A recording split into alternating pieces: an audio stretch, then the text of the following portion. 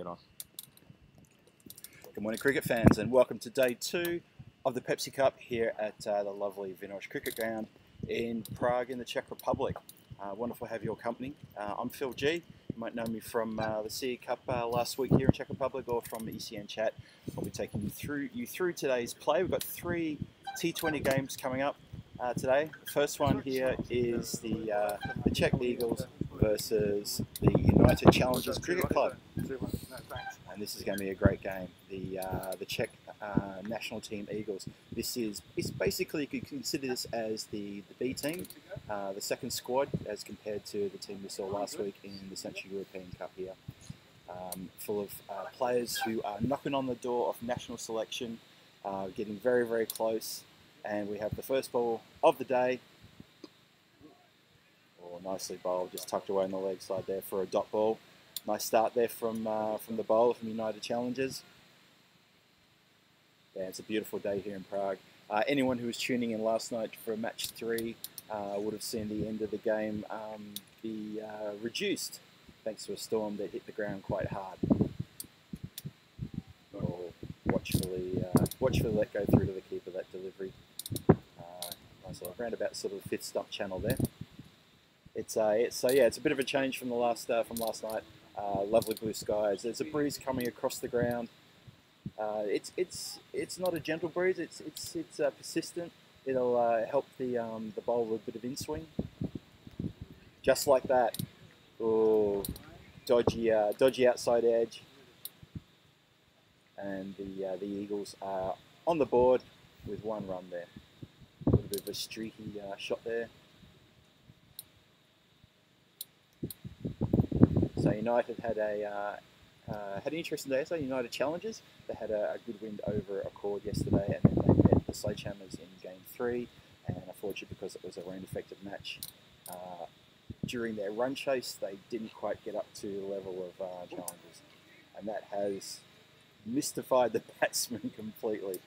Lovely delivery. It's a wonderful first over here. Like I said, that breeze just coming across the ground, just assisting with a bit of the in-swing, a bit of movement off the pitch there as well, but also a bit of an unexpected bounce. Obviously, this is the home ground of Czech cricket, so you expect the Czech lads to know how it plays. Chopped down for a single, that wasn't there. Oh, there goes an overthrow though. Let off the hook. Keeper took a nasty bounce, and the ball is still passing backward and forth across the pitch, but just the one. You can be forgiven. It's an early start here on a Friday morning. I heard the word pinball just as I left there.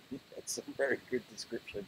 It was pinging around a little bit there, just as the fieldsmen are finding their range. It's a cool morning, very cool morning.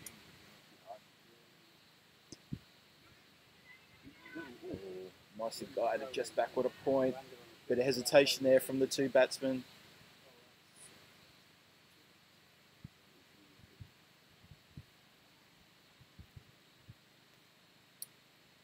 That will be the end of the over. Apologies, we don't have the score ticker at the bottom of the screen. We will have it very, very soon though, but I can tell you that that was just 2 runs off the over. Very well bowled first over there by United Challengers. The Czech team looking a little bit watchful, a little bit tentative. A few close calls for a single that were never there, but it's early. It's just the first over. Plenty of cricket for you today. Plenty of cricket.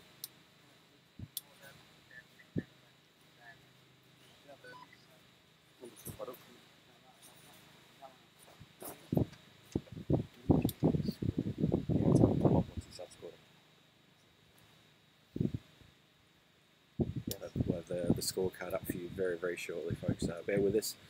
Just ironing out a few bits and pieces here, but we're almost there.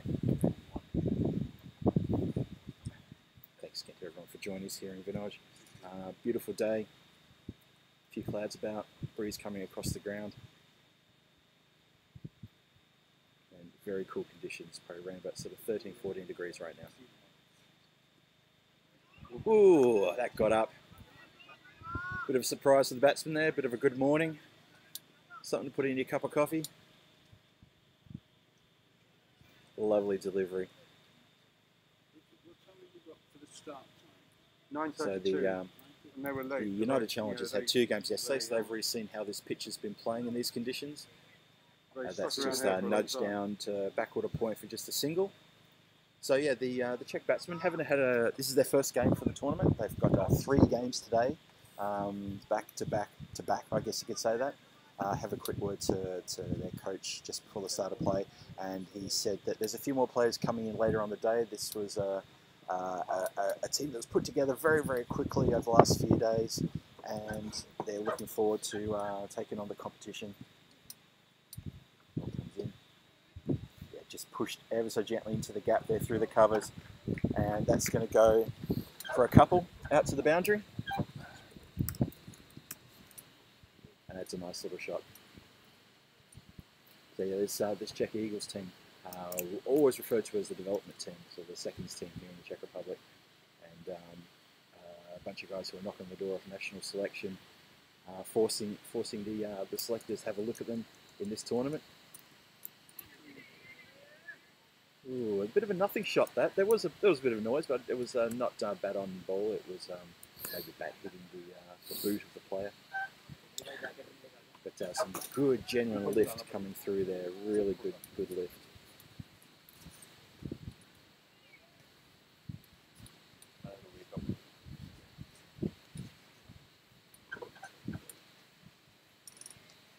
Just chipped away on the leg side there. Just for a single.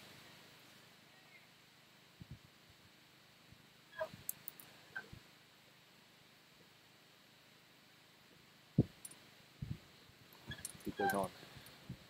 We're all good. Thanks so much, Venky. We just had the ticker applied to the bottom of the page so you can follow the score there. Appreciate your patience on that one. Watchful start here by the Czech batsman.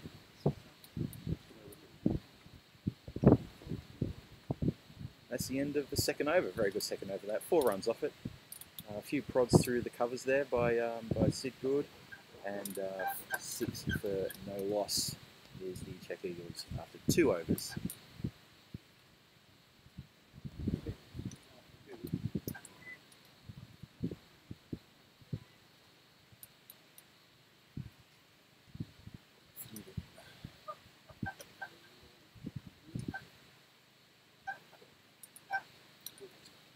I'll join you. So the 2 Czech batsmen, we have Siddharth and Abhimanyu Singh. These guys have been around for a little while, very experienced campaigners.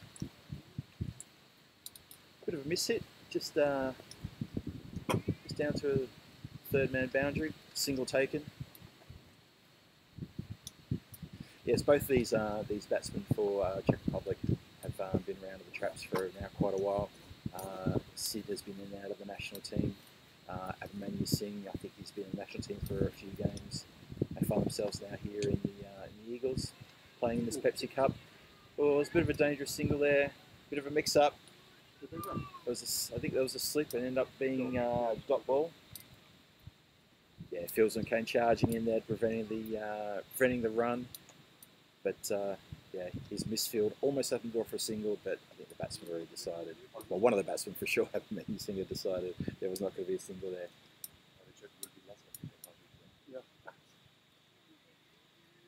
Well, that is an absolute ripper delivery. He's bowled him neck and crop. Sadly for Abhimanyu Singh, that was a wrong shot selection, and that is a fantastic full delivery, pretty much off stump knocked. And that's the first wicket down in the 3rd over. The Czech national team Eagles, they are 7 for 1 after 2.5 overs. United Challengers get their first man. And so far, you've got to say United Challengers bowlers are on the money, on song, looking pretty sharp this morning.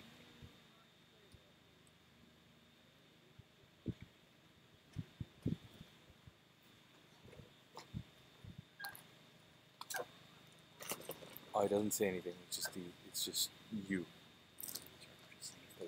No, unfortunately. But we have 8 viewers live. So. Also, if you ever want to go out, Yeah, he's bowled. Yeah. Oh, really? Yeah. Wow, it's such less fanfare. Love it. Well, the Czechs aren't going to cheer it, are they? If you want to mute yourself, just come over here. Softer. Okay. So the mouse Very comes good. here. If you go to the right, it's good. Fantastic. Let me just change that actually to make it easier.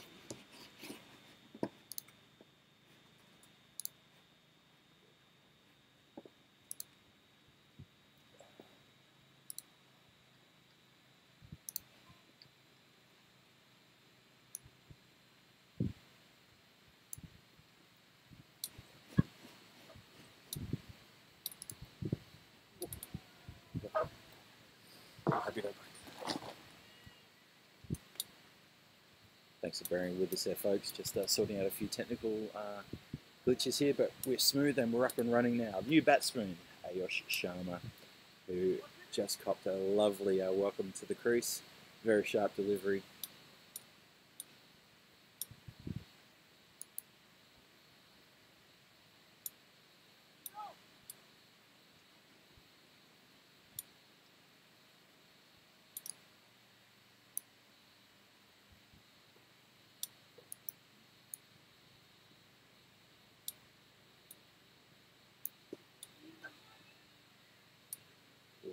Quite a tense start here for the Czech Eagles. Very searching delivery there from Nasir Mohammed for the United Challengers. This has been a terrific over. He's picked up the wicket. He's had 3 dot balls and just a single off this over. And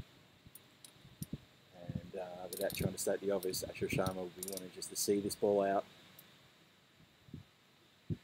Yeah, generally tucked just behind his legs there. Went straight to the fielder, but went rather slowly for a very quick single called through by Siddharth at the other end. Score moves to 8 for 1 after 3 overs. So the Czech Eagles find themselves with 1 wicket down already in the very early stages of the game. United Challengers bowlers have been brilliant this morning so far. Nasir Mohammed, 2 overs, 1 wicket for 4. That's a fantastic performance. And Tala Rishi at the other end, he just went for 4 runs off his first over as well. And had a couple of worrying moments for the Czech batsmen with a few bad, well, not bad calls, but a few tentative calls for singles which were never there. So they just need to settle down and get into the rhythm of things. And I need to give a brief shout out to everyone on the chat. There's a few viewers out there. Give us a wave. Tell us where you're from. Tell us where you're watching from. And yeah, it's always good to know that I've got company while I'm standing here in at Vinor, chatting away like this. It's all for you. Yeah, it's a bit of lift there. It's a great delivery from Tala Rishi in the start of his second over. Good bounce. And consider that the rain we had last night and the conditions we've had, it's this pitch is playing very, very well. That's a great ball.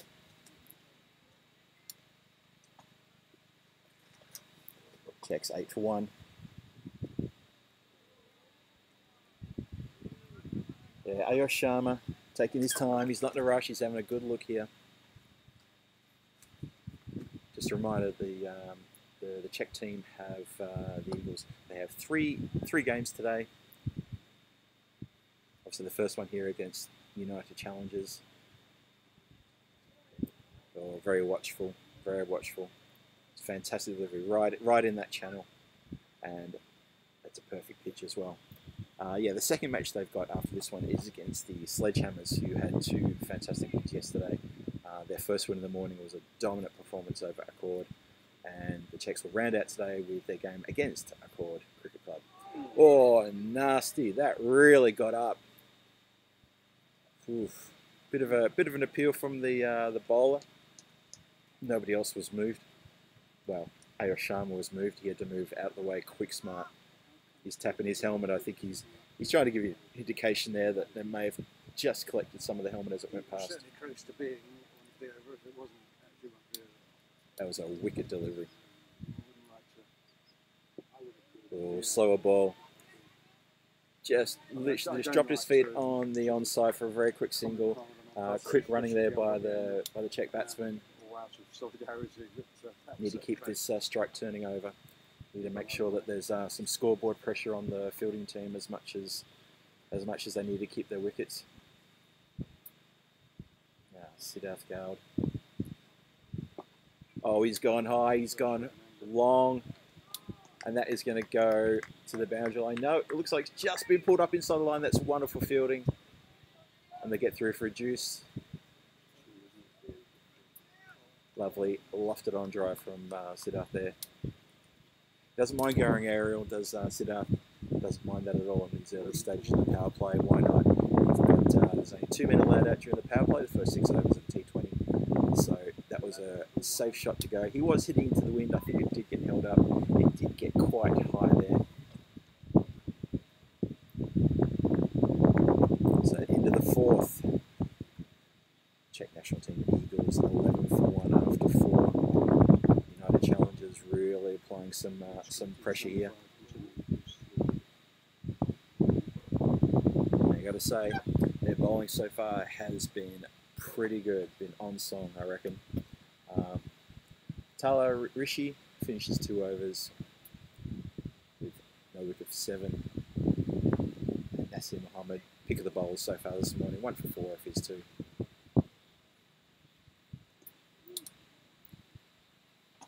That's just chipped away, just off the legs, just off middle stump, backward a square for a single. Yeah, we've got a really good line here of for the camera to see where Nasir Mohammed is concentrating his deliveries. Very well pitched, always at that off stump or that 4th stump.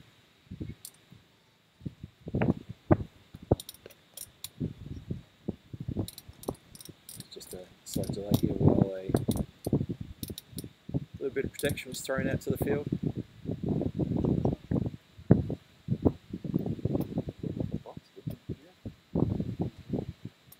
So the fielder's going to come in close and just want a little bit of extra protection, just to make sure he doesn't have an order of scrambled eggs for breakfast. That's here again. And chip to that man who's just come into the short cover. Yeah, lovely spell of bowling this. Well, actually, I have to compliment both bowlers so far this morning from United Challengers. Very tight. 4.2 overs gone, 12 runs on the board, 1 wicket down for the Czech team. Well, that swung in ever so slightly, but it's been picked up beautifully by Siddharth Gail, and that's gone for 4 runs over cow corner. Lovely lofted on drive.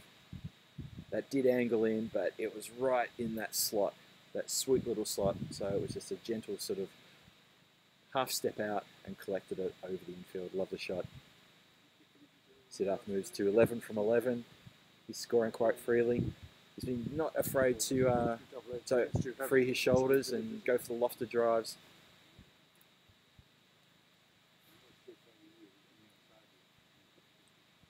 Ooh, that kept a bit low. That kept quite low. Been talking already in the first 4 overs about the bounce here, and that one has really not gotten up at all. And Siddharth almost came undone there. Yeah, he was a bit premeditated, that shot, that swipe to the leg side. There is protection deep on the leg side. There is a deep square leg. Oh, that's a great delivery. Fantastic delivery. Not much that Siddharth Gail could do about that. That's just been blocked out. Yeah, wonderful line here from Nasir Mohammed. Obviously went for that 4 in this over, but that was a lovely lofted shot from Sid. Last ball of the over coming up.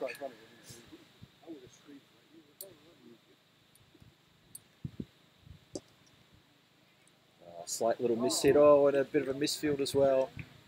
It's going to almost roll all the way, and it does. It's tantalisingly close. Fielder almost collects it, and that's 4 runs to what was pretty much a miss hit, but it did go through the hands of the fielder at mid-off, and he couldn't quite chase it down. It rolled just here in front of us, and the fielder was probably 2 steps behind it.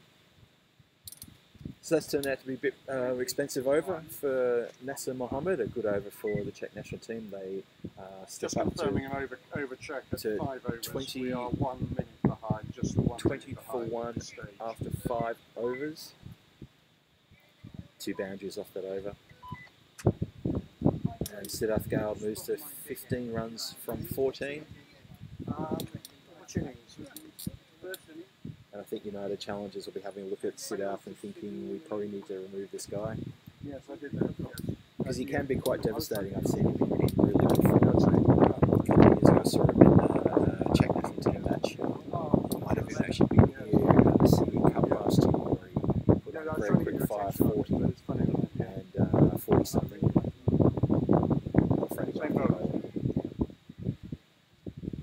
Yeah, was close. Very close. Sharma set back by Gale, and quite rightly so. That little nudge went quite quickly to the fielder coming in. There was never a run there. So, quick shout out to the chat. Anyone lurking there want to say hello? Drop in, say hello to me. It's just like go through the keeper. Bowler bent his back a bit there, but the ball didn't really get up. And Sharma quite happy to just watch it go through. I think I verbally. Yeah, see, there's a few people in the chat. Wonderful to have your company. Thanks for joining us here at in Vinor, in Prague, just on the outskirts of Prague, in the northeastern corner of the city. Oh, swing and a miss.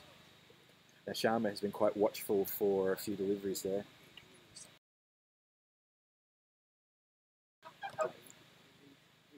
Yeah, Sharma's been quite watchful of the balls coming through that 4th or 5th stump, particularly from Rishi. So that swipe was a bit out of character. Yes, it's against them. It's Funny narrow old by the shot, batting side. And Gal quite quickly to call him through there. That's good running. Well, I could, Sid's pretty quick between the wickets, and his batting partner has to be up for the challenge. I have seen Sid run into a few issues with his batting partner at times, but have no doubt about it that Sid he's a quick caller. He's a quick caller for this quick single or twos, and he quite rightly expects his batting partner to be up to the challenge as well. This partnership's now gone for 14 runs after losing a wicket very, very early in the piece. This has been an incredibly tight over from Tyler Rishi. 3 dot balls and a leg by. And that's a great delivery as well. Right up at the body. Not much Sid Gale could do with that one. Just prods it back. Yeah, so quick shout out to the people in the chat, the people watching, for joining us here for the Pepsi Cup Day 2, match number 4, Czech Republic Eagles versus United Challengers. They just punched down on the offside to the short cover fieldsman. Nice easy single, there was really no speed on that ball. And another single, keep that scoreboard ticking over, absolutely vital in these early overs. And that is the 6th over done. We're 22 for 1, Czech national team. And that should be the end of the power play, and it is signalled by the umpire out there, end of the power play. So, 6 overs done. You'd have to say it's a pretty tough day in the office so far this morning for the Czech batting team. The bowling from United Challengers has been exemplary, fantastic bowling. The Czech national team, they have lost, the Eagles, they have lost 1 wicket. Doing it a little bit hard at the moment.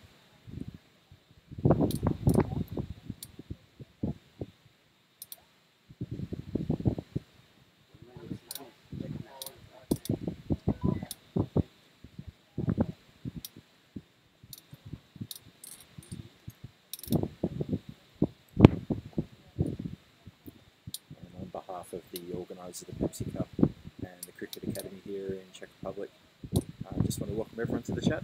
Hope you're enjoying the vision here. Hope you're enjoying the cricket. Very tight bowling here. And we've had a change in the bowlers. Yep.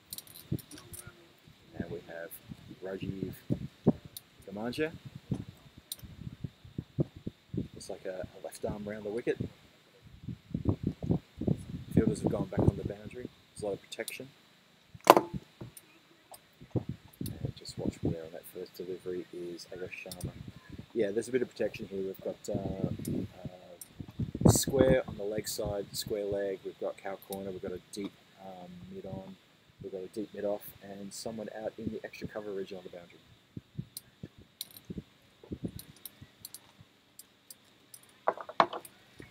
That's terrific bowling. Good start here from Rajiv. Very good start. Sharma looking a little bit in sorts. He's 4 runs for 13 balls. He's going to have to start moving. Wow. Well, he called it. Wow. Someone help me out here. What's the opposite of a commentator's curse? This has been a discussion floating around commentary for quite a while. That's it. It's the reverse of sort of. That's it. 100% red helmet is it. Wow. Ask and they shall receive. Argent Eagles is That's a fantastic score. It looks He like just said he's struggling. He I needs think to move on Sharma to seems to be the 13. person on Thanks, that's six. can't change this game. Thanks to happen. that strikers end. Yet But if he you seems to be the person who was given that 6. As that ball gets behind everybody for a quick 3. Well run by the Czechs. Very well run. That's 3 buys that got through everybody.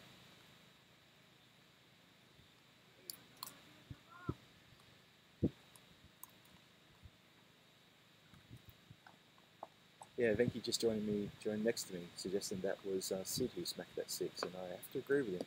I think just a little correction for need to make there in the scoring. So Sid with a big swipe. And that's just been tucked away off the pad, so they're going to get a couple here. They may even get a chance to run a 3rd, and they will. That's terrific running. Good support from the Czech dugout over to my left as well. Lovely little glance off the legs there. And suddenly Rajiv is gone for a few. No runs. No runs. Sorry.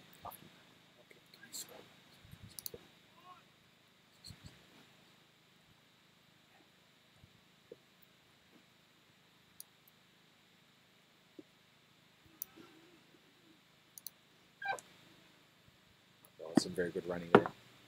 Like I said, Sigurd is very quick between the wickets and very quick to call his batting partner through.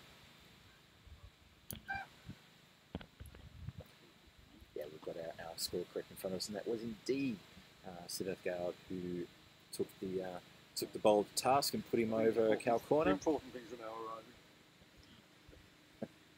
And that sound you can hear Give is him a wave. the sound you can hear is the toilets passing us by.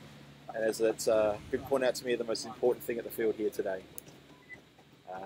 Siddharth has moved to 22 from 21. He's got a couple of boundaries and a very big 60 just hitting that last over. The score after 7 overs is 35 for 1.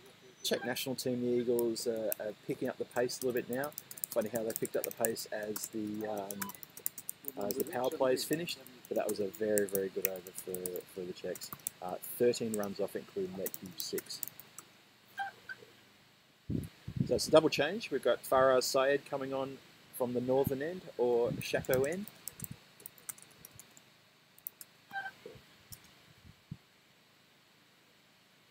And Gowd and Sharma were looking to push on with the scoring.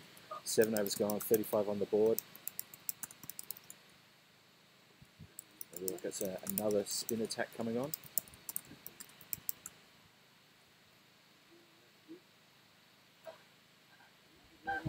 Another lefty as well. A couple of lefties in the Challengers team.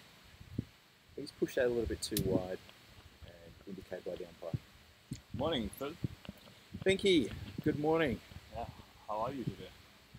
I'm cold. I need to find my jacket. Definitely. Sid getting along pretty well here today. Posh. That's going to go out to the fields, and they're just jogging through for a light one. Yeah, it's a bit cool here this morning, isn't it? It was a bit humid yesterday before the storm hit last night, but it's been a chilly start this morning. Looking for an expected top of about 22 later on today. Not going bad here, the Czech Eagles.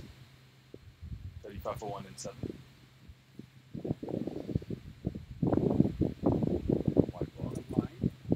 Yeah, they're not going too badly. Obviously, the one wicket they lost very early on, so Gowd and Sharma have steadied the ship. Sharma is on 7 runs. He's faced 14 deliveries, so he's going to want to get a bit of a wriggle on. Sid is going on nicely, batting around just over 100 on the strike rate. And striking the ball really lovely this morning. What I've noticed is that a lot of the teams that have been invited or that's participating this year have left-handed spinners and left-handed seamers. That's not good. It's unusual for us, I think, because we don't have a lot of lefties here in the domestic Czech league, so we don't get to see a lot of lefties.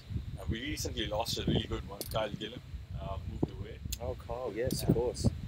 Well, that's been boshed down the ground, but it's kind of mishit and probably lucky as well because a couple of bounces and straight to the fielder, just a single there for Sharma.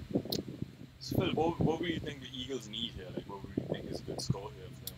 I mean, 40 after 7 overs. What do you think would be good? Well, it's a tough one because the conditions, as I say, they're quite cool this morning. Let's just nudge on the leg side there for a quick single. It's a good question, Venki, because we talked last weekend during the Central European Cup about a pass score being between 120 to 160, which is obviously is quite a big range. You know, you could float a fleet of battleships through that range. Yesterday we saw some very big scores by the Sledgehammers, Absolutely. capable of hitting 200. That was a mammoth innings they had in the first game, and That's that's a been lovely shot smushed, absolutely smushed through into the boundary. But there's protection out there. Good feeling that the man at the deep cover. Oh, they're going to sneak another one. Yeah, that's a great steal there. Good awareness by both these batters. It's a bit slack. There was no one backing up the bowler. But then again, if I'm looking on that side of the field, all the fieldsmen on the leg side they're on the boundary lines. They would have to charge in a good 60 metres to back up the bowler. I mean, it's an interesting approach. I feel like United were on top here and they had the sort of upper hand. But with this sort of field position, they've sort of given a lot of space there, and just saying that was that out. Just shy of the fielder at Cow Corner. Yeah, one bounce to the fielder at Cow Corner. Yeah, it's interesting having the leg side, and obviously the bowler there has just put one right on middle stump, and it's been collected on the leg side, 3 saving the boundary, but we've got a slip in.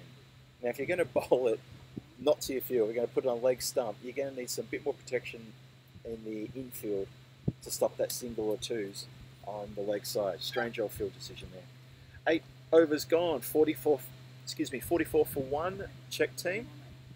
Sid Goud playing a lone hand here with 28 not out after 25 balls. Ayo Sharma anchoring the other end with 8 runs off 16. 28.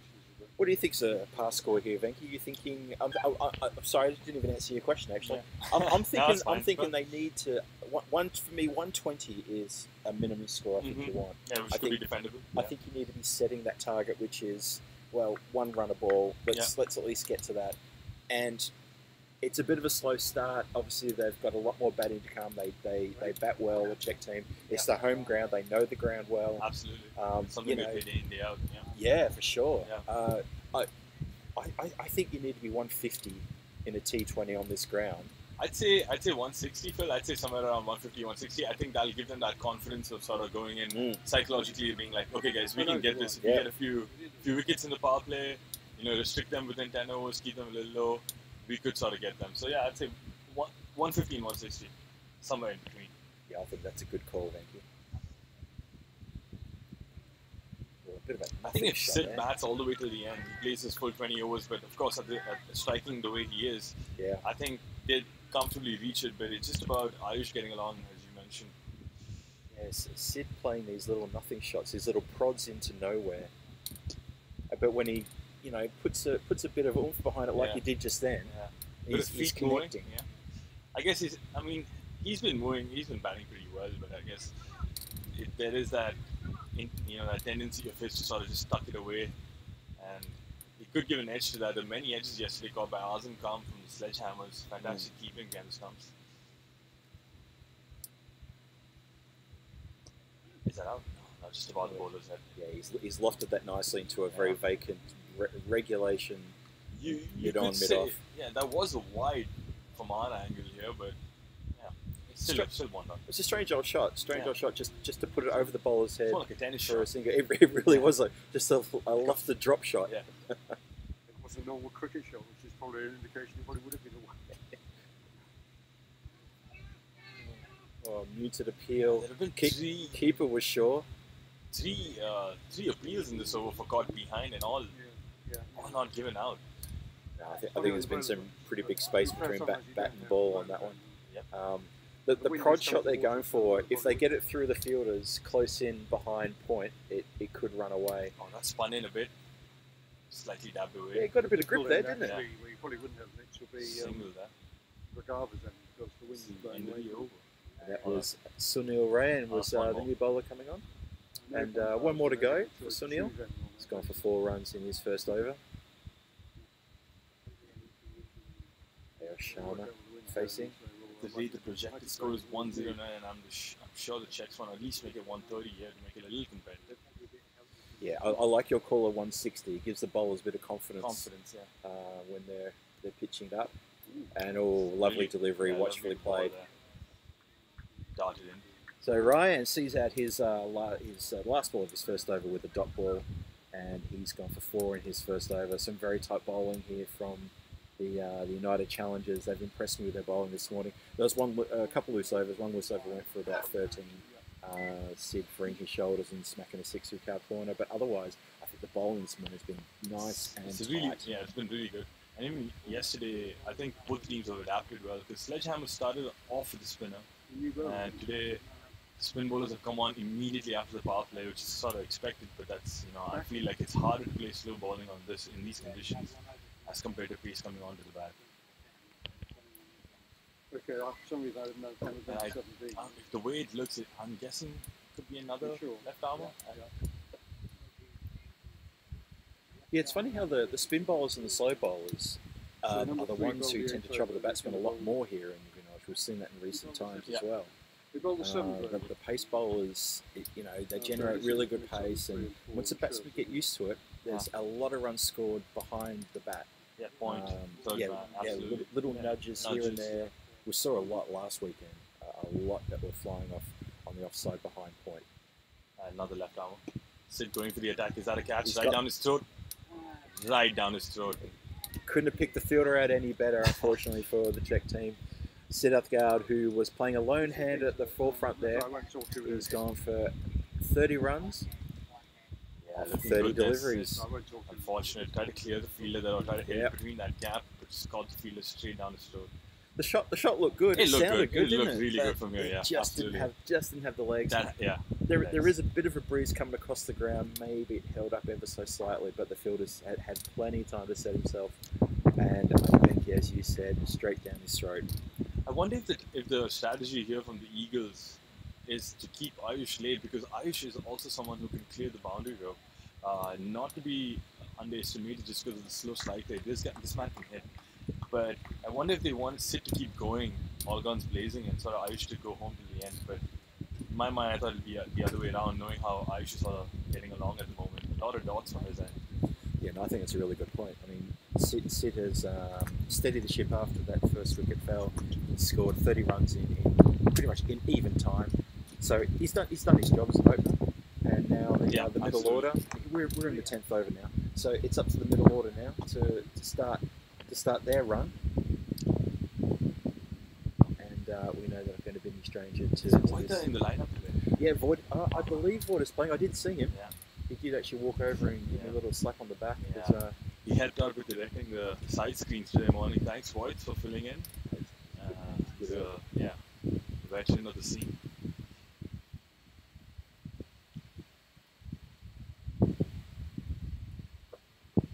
Surya batting here, another explosive batsman.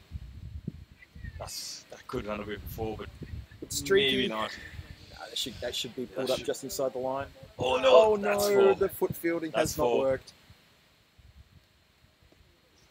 Yes, just away to our right there.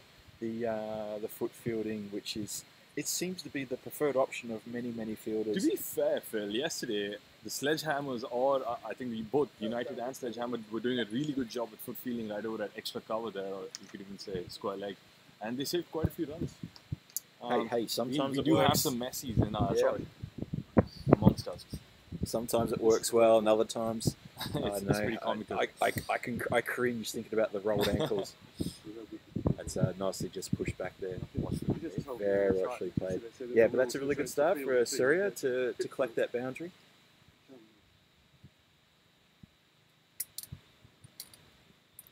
So we're here in the 10th over. The score is 52 for 2.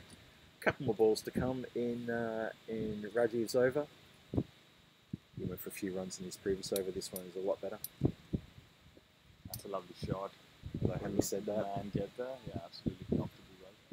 yeah, just the single there to the sweeper out on the extra cover boundary. Yeah, there's not a lot of protection behind the bat here. If you took the slip out and that very sort of short Gully, yeah. Oh, he's a deep gully, isn't he? Yeah, it is. Yeah.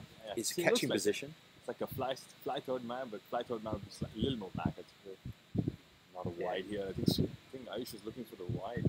Maybe just watch him playing it away. There is some turn away from him. I think they were trying to tempt him to play that shot again to maybe pick out that exact fielder that we were just highlighting just then. But it was interesting. There was no one behind square on the leg side, and there was just that one fielder behind point on the offside. So very sort of very heavy in the fielding in front of the bat. They're expecting the batsman to hit forward, to hit out. They're absolutely bowling to their fields, Phil. I think that's the crucial point. You know, captains could set any field. If the bowler doesn't bowl to the field set, then it's just pointless. Runs are going to leak no matter what. And I think Sunil bowled really good. Like he kept that off stump, outside off fourth, fifth stump. Yeah, that is so true. And also, it's difficult for the right-hand batsman to play the left arm off the breakers because the ball's going away from them. It's like leg spin essentially. Oh. The score is 53 for 2 after 10, halfway through. That was Rajiv. Apologies, that was Rajiv in the previous over. Sunil's bowling right now. Sunil starting the over with a lovely delivery. He's putting that a bit wide. I reckon he's got away with that.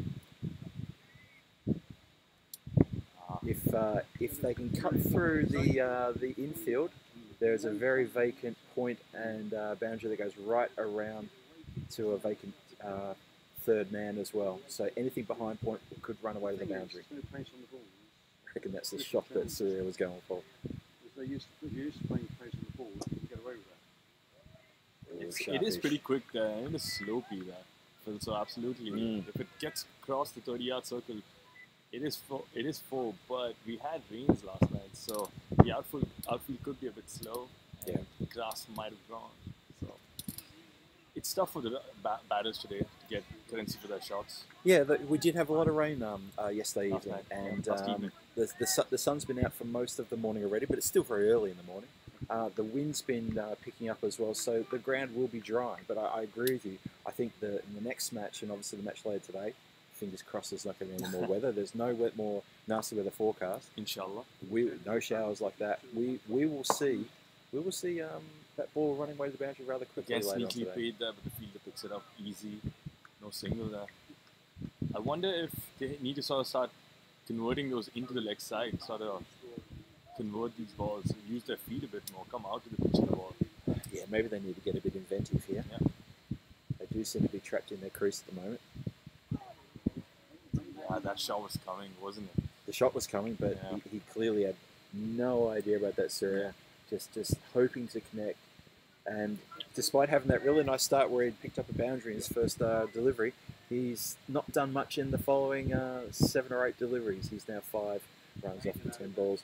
That's 11 overs gone, 53 for 2. And if my ears don't deceive me, that was a maiden over. Oh, that's the second maiden of the tournament. That's interesting. We had one yesterday.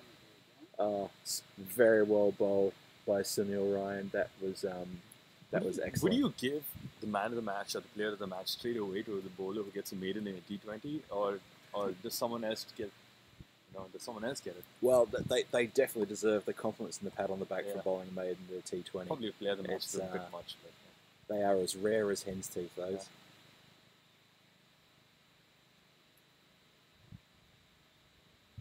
Oh, what a lovely bit of flight there.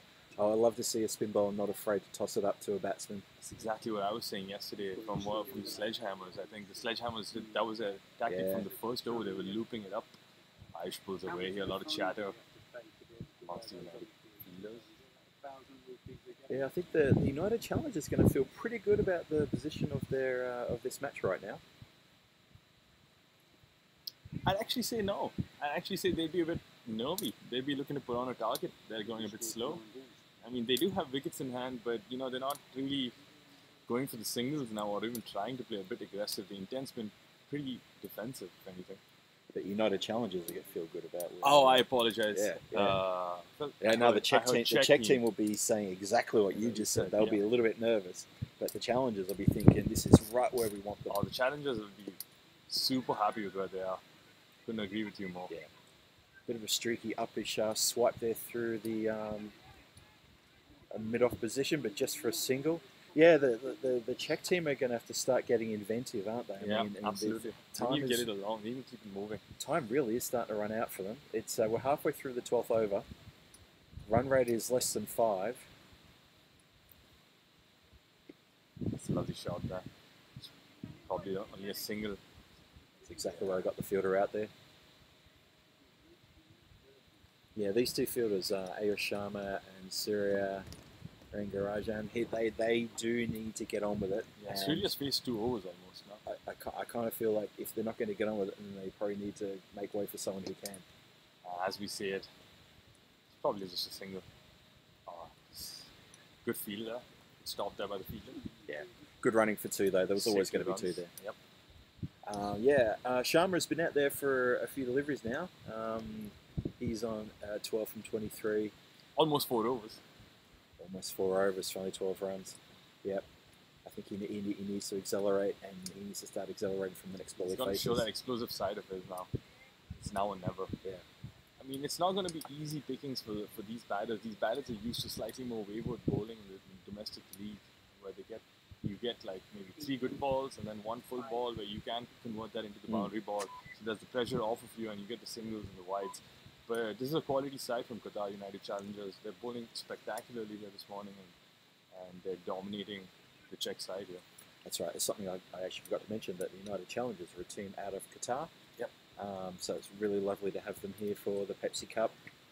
They had a mixed bag yesterday. They had a very good win over Accord, and they unfortunately lost to the Sledgehammers in a rain-affected match when that storm hit the ground yesterday.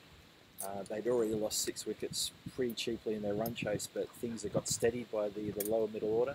Yep. And it could have been an interesting finish. Oh, as we say that, is that another one down his throat? Fantastic catch taken down the deep. Lovely catch. Really well judged catch. Eyes on the ball the whole time. Yeah, we had a good look at that, Venki. He watched it right into his mitts, and that's very well taken. So with Surya trying to force the issue, trying to get things moving, and he's holed out to a cow corner. Lovely catch. I think that's the pressure built up by this United side. They got the dot balls. They knew that big shot was coming. The field set exactly for that, and plans work as usual. Plan work is plan. Scoreboard pressure, that's what it does to you. I think I like the approach here by Surya. He knew he had to go. He took that chance, and I think you'd rather die trying than not knowing and just dabbing it away. Yeah, it was not going to be good for the team if it was going to be prodding and pushing and picking up 2-3 runs and over from here for the next few balls. So hit out or get out. And just for a moment there, we thought he might be on. We thought there may it may There is carry. a little gap between those 2 fielders, but you have to hit it with real force to sort of clear it. Yeah, my first thought was the fielders were actually a little bit close together, but no, there's a bit of space there. But they patrol the boundary really quite well, and I think the skipper of the Challengers got his field placings pretty good today. Spot on. Oh, it's good to be there. Yeah, just straight onto the legs ever so slightly. They'll Good get a running couple. here, yeah, I think the Czechs have to be a bit athletic here. They need to get whatever they can and sort of look for that bad ball, or like you said, get inventive. It's important they sort of get a boundary every over from here if they want to even hit 120, because at the moment projected score is 97, and that's, I mean, you could defend it if you're a Prague Tigers CC in a 10-over game.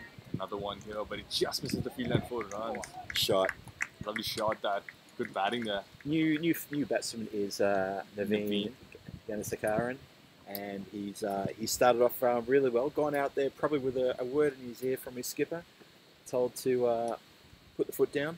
So he's nudged 2 off the legs, and he's taken the second ball and he's put it down the ground for 4 with a lovely strike. Fielder had no chance of getting that one. Very safe shot. Just for our viewers to know, if you're looking at the ticker, it says Czech national team, but this is the Czech Eagles team. You just don't see the Eagles part of it. It's our B team. Another one there, and it clears the fielder. All the way. 6 runs. Shot. Fantastic shot this by Naveen. Wow. Naveen's come in with attitude and with intent. Yeah, absolutely loving the look of that. And suddenly Sunu Rayan is wondering what he's done wrong. What has he done to upset the gods? To be fair, I think it's really brave bowling by Sunil. He's tossed up 2 and he's gotten hit, but if that fell a little short, that was another wicket for him. So good stuff here by Sunil. Yep. Slightly pushes it faster, misfield that. They should look for 2. No, weak running here by the Czechs. I thought there was 2 there as well. Yeah, just settled for the 1. Not sure about that. Well, they do have the 6 and the 4, so suppose they want to get out cheap on a risky run. Yeah. Good over here for the Eagles. Very good over. They needed this. They need more of these. Swing and a miss. They don't need Hit it those. from outside off the leg. We've seen that story before. Sharma just looking out of sorts. Yeah. 13 overs gone, 71 for 3 on the board. Run rate now pushed up to 5.46. Projected score is still on that 109, funny enough. But yeah, Sharma just needs to get on his bike. I think Naveen sort of helped that in his 2 shots and 2 balls. I think without Naveen there, he would have been still below 100. You know? 100% agree with that. I mean, the partnership's already up to 13 off 5. That's the other thing. The only other stable partnership we saw was between Sid and Ayush, and Sid was doing much of the talking there, much of the batting. So Ayush really has to sort of come alive here, or do an Ashwin. But I suppose his manager or captain wouldn't be happy with him doing Ashwin. I'm not sure about that. What's your thoughts on that, on the retired out, Phil? I got no problem with that in the short version of the game. I don't mind that at all. I think it's just another element of strategy for captains and coaches to consider, and I don't see it as being something which upsets the play or the spirit of cricket. I don't see it upsetting the spirit of cricket either. I mean, what's worse than a batsman who's maybe not doing so well to try to give his wicket away, and then he wastes ball and time doing that, and then it looks bad when he does that. It looks horrible. Terrible when that happens. And obviously, if you just that's not what we want to just see. moving away from the stumps to get bowled, sorry guys, had to get going. We don't want to see that, not at all. So I would much rather a strategic approach. Just accept the facts. Yes. I completely agree. Yeah, I think that's a better way to go. I don't know if the chat will agree with me on that one. Let us know your thoughts. Anyone who's listening to us in the chat, you're listening to me, Phil G, the voice of Czech cricket, alongside Venki, who's stepping into the super coach shoes today, giving me his expert opinion on the current state of play between the Czech Eagles and United Challengers. That's been lofted down the ground. It's going to fall short though. Yeah, Naveen clearly been told by management, go for it. Do not waste a single ball. And I think I like it. I really like the way he's come out. I like it too. Yeah. It's exciting. It's fun. And it's clearly sort of setting the rhythm of the bowlers, I hope at least. Because they've just not been challenged this whole innings. Apart from Sid. It's well bowled. And once again, Sharma, if we could count how many times Sharma has watchfully let the ball go on the offside and it's gone for a dot, I reckon it would be most of the balls he's faced, he's done that. And then he immediately does that. So if he's watching the ball, I'm not sure why, because then he's missing it when it comes in the next exact same line. There's a point. It's like a pressure cooker at this point. So like the pressure's building. So when's he gonna let loose? Like when's he gonna do that one rash shot? Or he's gonna be completely calm, just accept the fact that he's slow and go along and make sure Naveen gets all of this right. I mean, don't get me wrong. If by the end of this innings, if Sharma ends up doing a couple of magical overs and going over the boundary, going long, I'll be the first one to run over there and give him a pat on the back. Yep. There's a bit of invention, but he hasn't got it, and he's been given. That was so unnecessary, though, Naveen. We were just hyping you up on the comms, and you do that. I mean, it's not bad. I get why he was trying to do that. There was maybe a gap, and there was an opportunity for the 4, but it was just unnecessary. You know, he could have sort of taken them home, all the way there to the 20th over. Yeah, I think Naveen he's pulled that out of the trick bag too soon, and you know some of these batsmen, they try to pull out a trick shot and they haven't practiced it enough. Correct. And if you can play that shot and you can play it over and over again and play it in your sleep, absolutely you go ahead and you do that for the punters. They're going to enjoy that.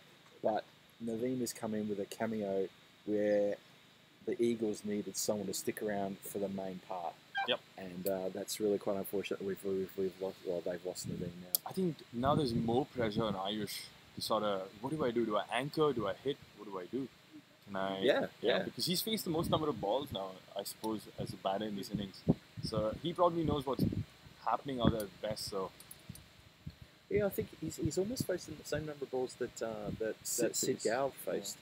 However, Sid was batting at a 100 strike rate, whereas Ayush Sharma below 50. He's below 50. So he really needs to get on his skates, and otherwise he's not going to really feel too good about this innings. He wouldn't feel too good walking back into his dugout either. So new batsman there is Ginu Panelet. Said no for that. Was pushed out there, but for no run. So we're now well and truly into the Eagles' middle order here. They're still, well, that was the 14th over we just completed. 73 for 4. Run rate is 5.2. Projected score again just over 100. The last 5 overs have gone for 25 runs. They've lost three wickets though, so they are falling. And the Eagles are gonna have to get a hurry on if they're gonna feel good about having a total that is going to be competitive and it's going to give the bowlers something to bowl at. Absolutely. Venki, what do they do? I'd say I don't know. I'm honestly lost here because I'm confused if I should go for it or should she just place at the 20th over, because at this point he should just keep taking singles and let the other people hit, because he can hit. That's the thing. He has the ability to clear the rope, and as I say that, he's done it for you. Good call, Venki. There we go. Is this where it starts? Yeah, I think Ayush has finally gotten the point. He has to go up. Yeah. And he does that by doing and not by dabbing it away. He puts it away for 6. The new batsman has definitely gone out with a message saying, look, the guys on comms, they're talking about you. They're saying things. What are you going to do about that? You don't want to watch the whole replay getting taken down by comms. That's just it. He'll watch the replay and come and have a word to us. So, yeah, Irish there frees the shoulders and belts a 6. It's a lovely shot, though. Lovely shot, yes. Oh, a bit of a quicker ball there. There was in front of leg stump. The umpire wasn't convinced. There was a muffled appeal, I think, but obviously that was all bat, and that could have gone anywhere. As you saw, it did. It just lobbed up on the leg side. I heard a loud sigh of frustration there by Ayush on missing that shot, but Ayush, don't worry, you just got a 6. I'm sure you'll get many more. Just stick in there, man. Come on. Ball. Yeah, good ball. A lot quicker on the batsman, just beating for pace there. Yeah. And it sounds funny saying that coming from the spin bowler. That's exactly what happened.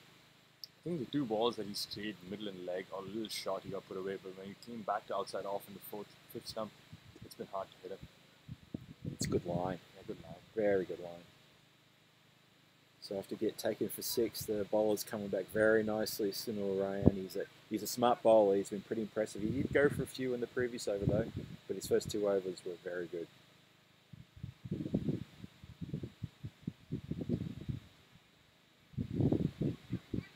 Ooh, interesting. Yeah, hesitant, but yeah, well watched for that single. Yep, Yeah. well watched. Yep, saw that the bowler had made a bit of a mess of that.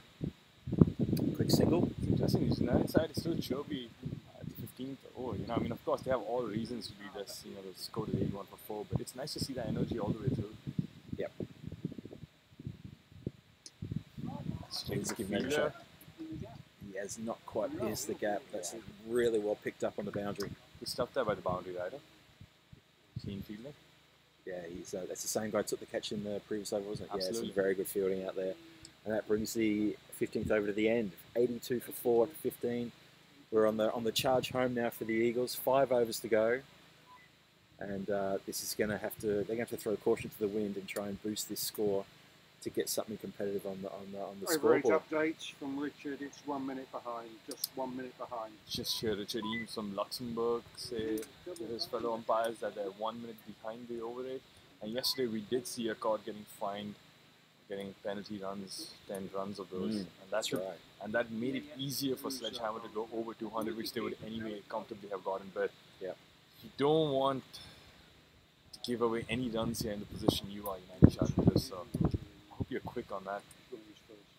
Absolutely right, yes. And it is a 10-run penalty, which is quite significant. Yep.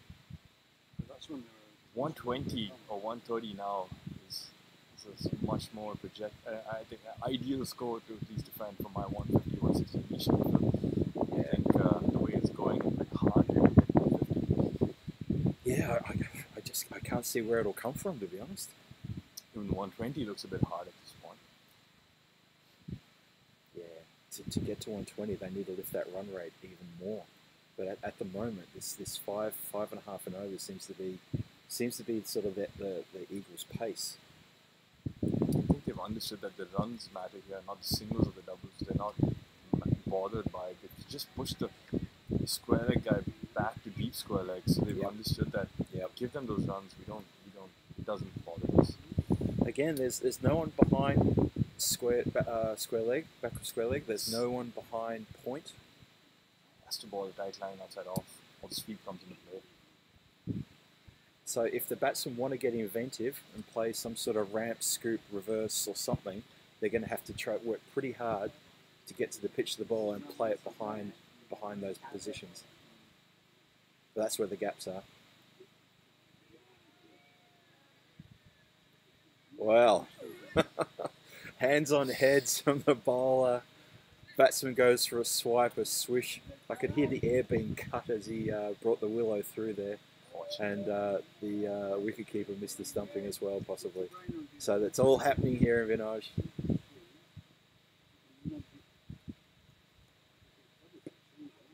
That's 4. It's gone into the gap. Fielder races around and cannot cut it off. Gets a second life by the wicketkeeper and makes full use of it. Puts it away for 4 next ball. I think Yinu has also understood what he has to do here. What's his role? He just has to go for it, even if he gets out. Because I think asking Ayush to get out now, playing a bit aggressive, might not make sense. Ayush has to be the one who takes them all the way 20. But the others just have to hit. They have to come through. Yeah, well, I mean, we're one delivery short of the completion of 16 overs. Only 4 overs left after this. So, yep, need to go for it. That was quite wide, wasn't it? Yeah, wide off the off stump. He took a swing at it, but just couldn't have it. Took a shot cover. That's over there. Got called. 87-4 after 16. Eagles, United Challengers, desperate to keep this score under 100 to have a red-hot chance of overhauling this total in their run chase coming up after this. 4 overs left, and as you're hearing Binky and myself saying, they really need to do something incredible here to get this score up to something respectable. Yeah, I just heard Sid Gout say, big push, boys, big push from here. So, yeah, it is the right call, I think, from the Czech side. Voita Hasa ready there, coming in. I'd love to see Voita take a swing at these bowlers. He's a natural bat, been playing on Vinor for many years now. He knows how it plays here, and he can clear the boundary. Yeah, I completely agree with you on that one. I saw Voita with the pads on, and I was pointing at him, but thinking... I think he'd like to get the helmet on, though, from that cap. Don't often see him wearing a helmet. Do you see him? I never see him, but I always said him, please wear a helmet, boys. After what happened to Arshad, you'd want to cover your face. What's the bowler's name, please? Because we haven't got a 27. That should put away 6 runs, hopefully. Yeah, 6. That's gone out to the car park. Yeah, Ayush coming good here at the end. It's a lovely, fantastic 6 over. There was a call out from the scorers next to us here for the bowler's name. They didn't have number 27 on the chart. I was almost prepared to yell out that his name is his business shirt because he's about to get taken to the cleaners. I know that was my joke from the CE Cup, Venky, but I like that I could use that one again. It feels good to complete your sentence, though, Phil. I'll say that. Thanks, buddy. But to be fair, I did pick up a lot from you and Danny doing the comms from CE Cup. I think you guys are pretty experienced, and you guys have a really nice flow and camaraderie on the air, and it's really nice listening to you guys. So, thanks, Venky. Yeah, absolutely a lot to learn from you both. So, pleasure just watching you guys do your thing. Oh, nice. Thanks very much. And your production last weekend for the CE Cup was fantastic as well. Exemplary. Thank you very much, Phil. Appreciate it. Oh, funny old delivery that. Yeah, it's been 2 funny deliveries here. One shot on the middle stump, put away for 6, and another one shot outside our off stump. He's bent the back, and it just hasn't gotten up. Yeah, I think they're trying to make the batters drag that ball outside off the leg so that they get that catch. It doesn't carry through. The wind is probably blowing against them, or maybe with them if they hit the leg side. Well, if the batsman can hit over the covers, there is a gap between sort of an extra cover deep point and a deep mid off. So if he gets over the covers, that could run. Obviously, if he puts it there, though, that's what's going to happen. You need to be another 2 meters taller to catch that. That's a fantastic shot by Yinu. The Eagles are picking up at this point. Sid Goud on the rally cry, really coming through. I wonder if they'd made that rally cry a few overs earlier, what would have happened. But anyway, yes, that's it's so never true. too late in T20 cricket. Every ball can be put away for a 4 to 6, and you can catch up pretty quick. Projected score already back up to 121 here, Phil. That's right. The run rate's now gone over 6 for the first time in this innings. They're going to feel good about that now. That's going to be wide. Yeah, that was a rotten delivery. Sandeep Shantaraja not making it easy for his captain or his other bowlers who did all the good work in the first 15. But it's a team game. Don't blame individuals in cricket. That's another 4 though. That's gone to the gap that both fieldsmen were leaving it for each other. I don't think they would have got to it anyway. But both fieldsmen left it for each other to watch go through the gap. And Sandeep has he's lost his way here. He's coughing up it's turning it to be a bit of a magical over here for the Eagles. Yeah, I think the Eagles have sort of just come back into the game because this 1 over, and it just goes to show you how important every over is in T20 or limited over cricket. Things can change extremely quick. But that's another one. Could be a catch, just short of the fielder. Ooh. Well adjusted to not make sure it doesn't go over his head for the 4. Yeah. But that's a no ball. Wow. And that's a free hit there. So this over Signal by is Frank. really letting the Eagles off the hook here. The pressure is sort of coming a bit, coming back onto the bowler. He's got a bit of that. Doesn't matter if he catches it. That's another 6. But it's a 6 shot. And suddenly this over is getting out of control for the United Challengers. Oh, Sandeep, what have you done?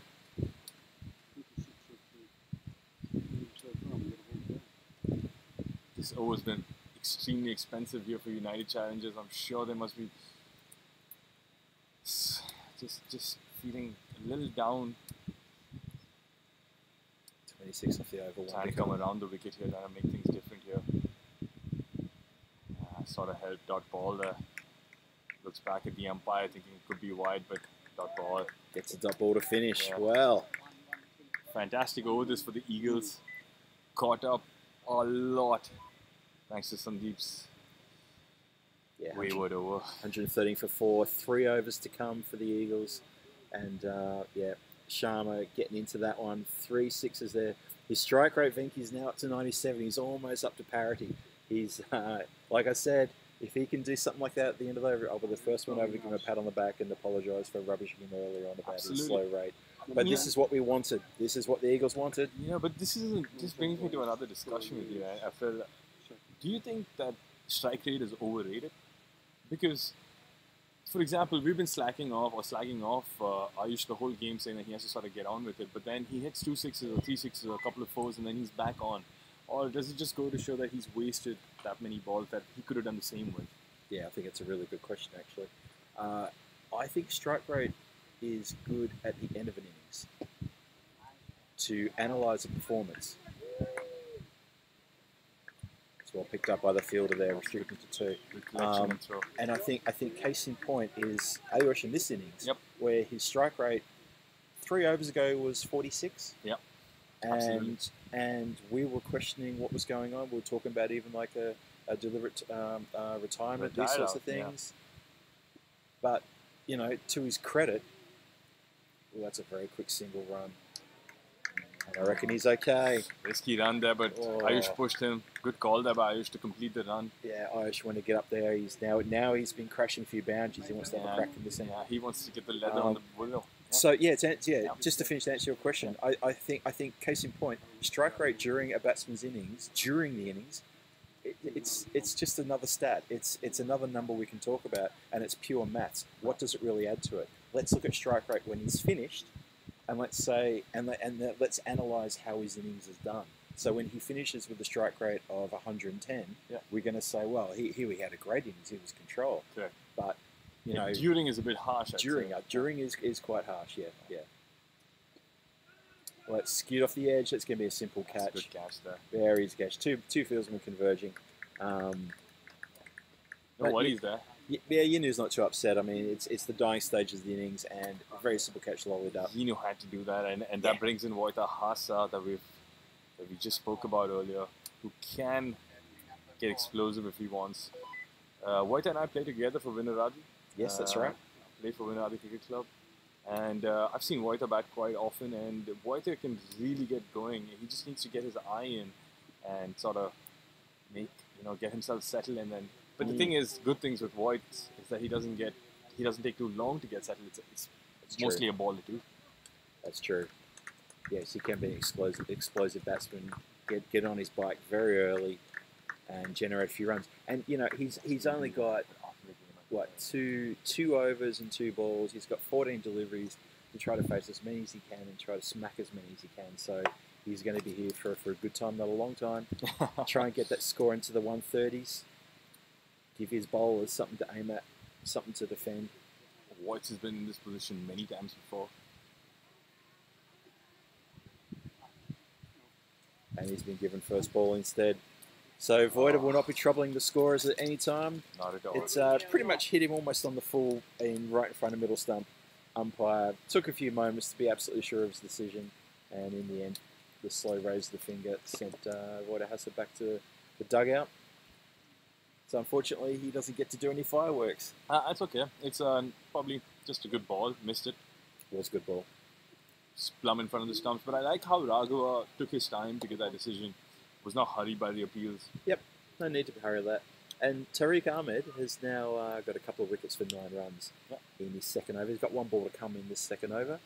And he's doing the business at the northern end, while his counterpart Sandeep, who I don't suspect will get another over. But Balodia is on strike, and he's a very active scorer in the Czech cricket community. He also plays for the Prague Spartans, and he can hit the ball. He has had some innings where he's sort of taken his time to set the game and then can clear the boundary. That's the end of the over. 2 overs to go, 118 for 6 on the board for the Eagles. Pressing to try to get this score to something a bit more competitive, maybe 130. They need to get the last over started in 6 minutes. Last over started in the next 6 minutes. So umpires 2 out, 2 left, keep an eye on the time, making sure that the central umpires are aware that last over needs to start in 6 minutes to be on time. That gives them, if they get those 10 runs, it's 128. So I really hope United are keeping that in mind. Yeah. It's number 7. 2 overs to try to power up to maybe even up to 130. I mean 130, 135 surely has to be on their minds now. 135 plus, and I think it's a game on here.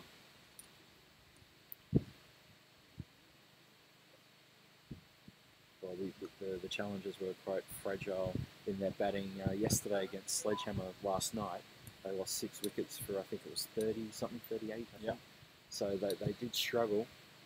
So we should see how the Eagle bowling attack goes to them. Swing and a miss, in fact. Dot ball.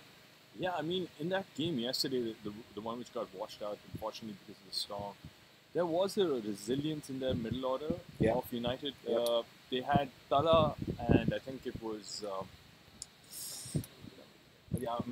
the names not come to mind, but there were 2 batters, and then as I say that, Park puts it away for 6 over Cow Corner. This is exactly what I was talking about, Park. He has the ability to clear the ropes, and coming good here for the Eagles. That ball has gone a long way back. That's a powerful hit. That's going to come back with a passport stamp. That has gone a long way, that shot. Yeah, sorry. We've also just been informed from our producer side that it's a Czech Invitational 11. It's just an Invitational 11. It has nothing to do with the Czech Eagles, Czech squad. That's correct. So we'll be mentioning them as the Invitational 11. So apologies. Yeah, I said Czech once again. I described them earlier as the development team. The Eagles historically known as the development team. The the next rung down of guys trying to knock on the door of national selection. That in the air.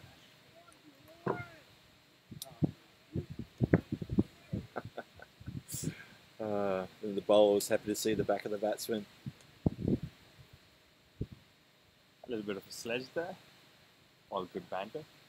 Yeah, I mean, the batsman wasn't there long enough to really get under his skin, was he? Yeah. I mean, if a bowler gets up that quickly with the batsman, it's on the bowler, I suppose, not on the batter. Well, the batsman was out there for maybe 2 minutes, and the bowler was already giving him a little sort of encouragement. If you get under anyone's skin in quicker than 60 seconds, then it says a bit more about you than the person who's getting under your skin. Absolutely, I agree with you. So let's hope he doesn't have a nervous breakdown if the next batsman hits him for 6. And of course, I've got a reputation of getting under people's skin, so I know exactly what I'm talking about.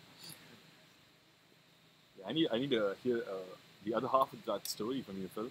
Soon after this innings, I suppose. Oh yes, thanks for reminding me. Yeah. That's a lovely shot. That's the delicate dab shot to a vacant boundary.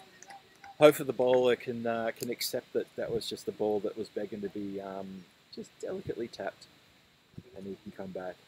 That's Tala Rishi, who bowled very well earlier on.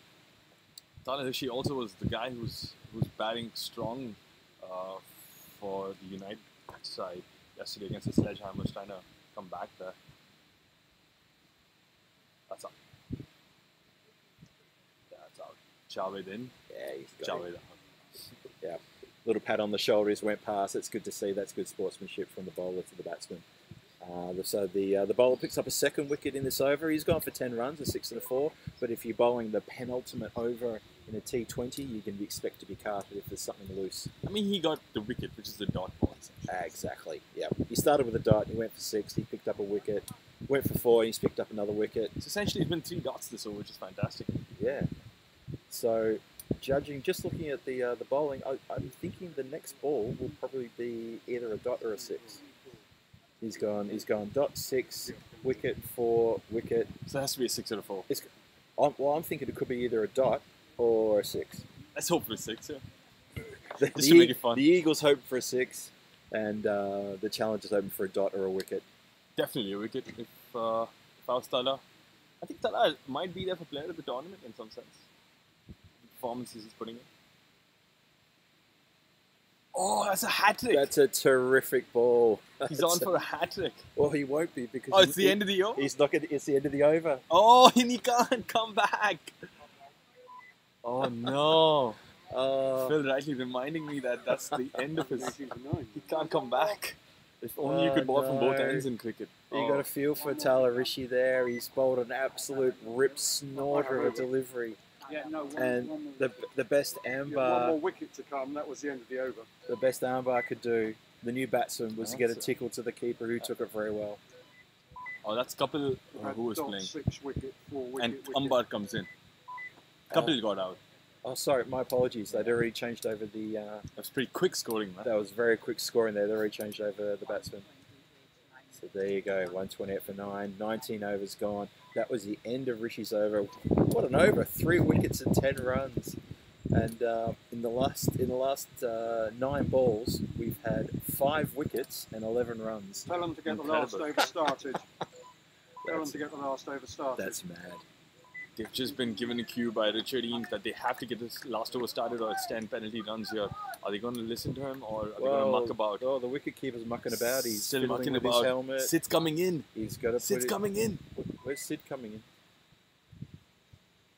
Where are you going, Sid? I'm not sure. I think he's trying to tell them about the time. Oh, they still haven't started the over. Well, we'll wait for that final confirmation to the end, but here's the last over of the innings there. Smacked away by Ayush straight. It's the fielder just short. That's 2 runs there. Yeah, Ayush needs to keep the strike here the whole over. Ayush Sharma, he's been out there for 38 deliveries. He's on 38. His strike rate's up to 100, but he needs to hold the strike and he needs to go to the bush. Oh, there's that wicket. Don't want to leave any balls left on the table. Oh, that's gone through everyone. Will that carry through though? Not enough base. They have to come back for the second there. That's gone down leg side. So I'm guessing that's a couple of wides. Still 2 runs and not a dot ball, so I should be Yes, happy. it is. It is wide. So he's got to bowl that one again. It's an extra ball and 3 runs there. Fantastic stuff for the Invitational 11. We might call it. I'm confused now. Should I call them Eagles or Invitational? Call them the Eagles. Yeah. Call them the Eagles. It's just nice to see Eagles. Yeah, got to give them something. It's down the road, and that's a catch. And that is a catch. And that is side away, as they say in volleyball, but we're playing cricket, so that is all out. So 19.1 overs, 133, all out are the Eagles, leaving 5 balls left on the table, unused. And the United Challengers, they came back hard, and those last couple of overs, picking up 5 wickets and basically demolishing the lower middle order and the tail of the Eagles. Yeah, I mean, it was absolutely going superbly well until that over from Sandeep. But even then, if you look at it in T20 context, 133 is a fantastic score for United Challengers to chase. It's not that out of reach, and it's pretty. And I think they have good batting to come, which can comfortably get them home. But Yeah. it's just funny how, in the context of the game, that looks like a bad score. So, Yeah, agreed. and you could say the Eagles would have been well under 100 at one point, but now they've managed to pull their socks up to 133. Yeah, they've got something to bowl at now. Something to defend, absolutely. So obviously, if you took Sandeep's over out, they still are in the sort of like 105, 108 sort of level. That score would have been quite tough for them to defend, but they've got 133 to defend. They have left 5 deliveries unused, which 4. Was it 4? I thought because there was a wide ball. Anybody did commentating? Yeah. While I was bowling, what did you comment? We're on live, so can we speak later?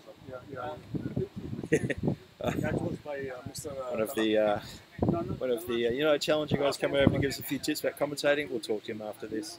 I'm sure it's going to be instructive and very useful. Yeah, I think he was super excited about the performance they put out. I think they're quite excited, yeah. And, they've done if really I well. were them, I would do the same. Yeah, Hey, absolutely.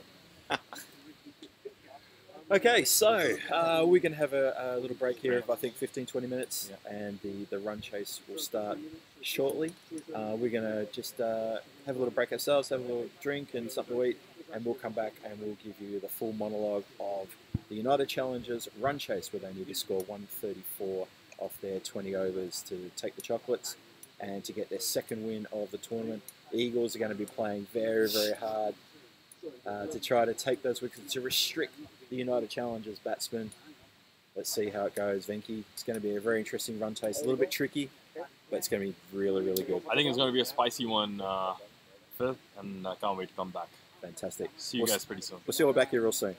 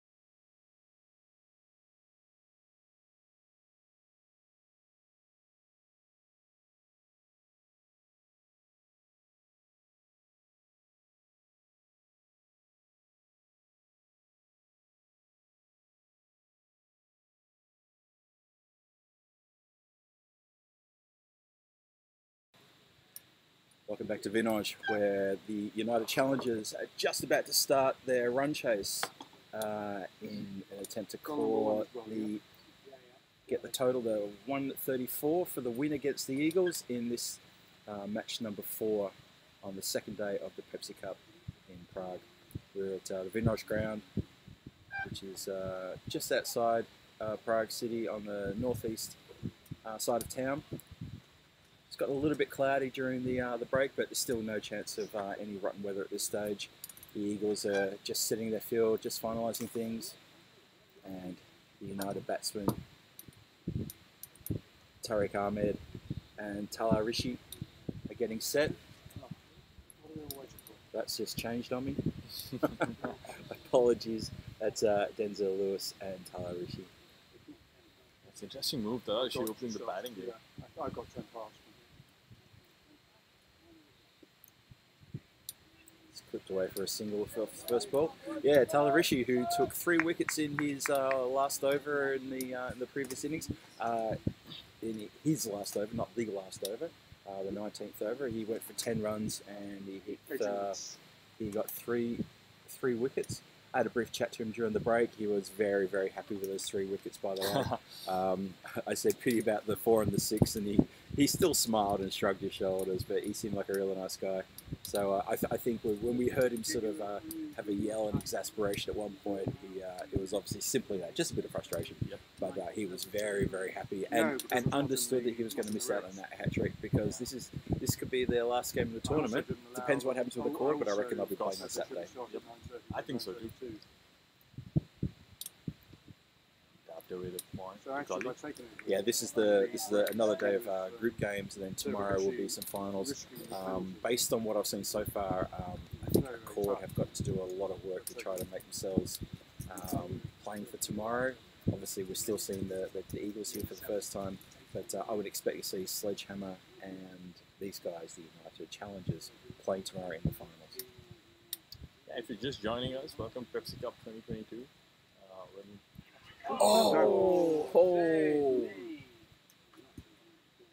That's what he's there for. It's exactly why he's there in that position.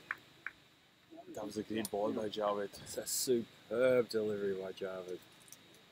Javed Iqbal gets up around his chin and he deflects it to the slip, almost straight down his throat. Could have swallowed it. If his mouth was open, he would have swallowed it. That was a regulation catch in the slips, and Sidhu looked like he got it, but it just popped out. Chance given to Tala Rishi. That would have been a massive wicket for the Czechs. Oh, what a start that would have been. Yeah. That's 4 runs. Yeah, and now Javed losing his way there with something full down leg side. Yeah, that drop catch sort of playing on his mind, I suppose, on the next ball. But yeah, welcome to Pepsi Cup 2022. We're at Scott Page Field, Vinor, joined by Phil G and I, Venkatesh. Catch the second innings here. Yeah, just want to echo your welcome to everybody in the chat. Wonderful to have you with us in this run chase in the match number 4. And see if United Challengers can get their second win on the board, or if the Eagles can pin them back and get their first win. It's a good comeback ball there by Javed, getting the line in the length side. Yeah, Javed Iqbal, he's been around for a while. He's a long time campaigner here. Another veteran in this team. Yeah, absolutely. Expect some quality bowling from Javed. Interesting that they have Voita on shot fine. More Voita somewhere in the deep. He's a gun fielder.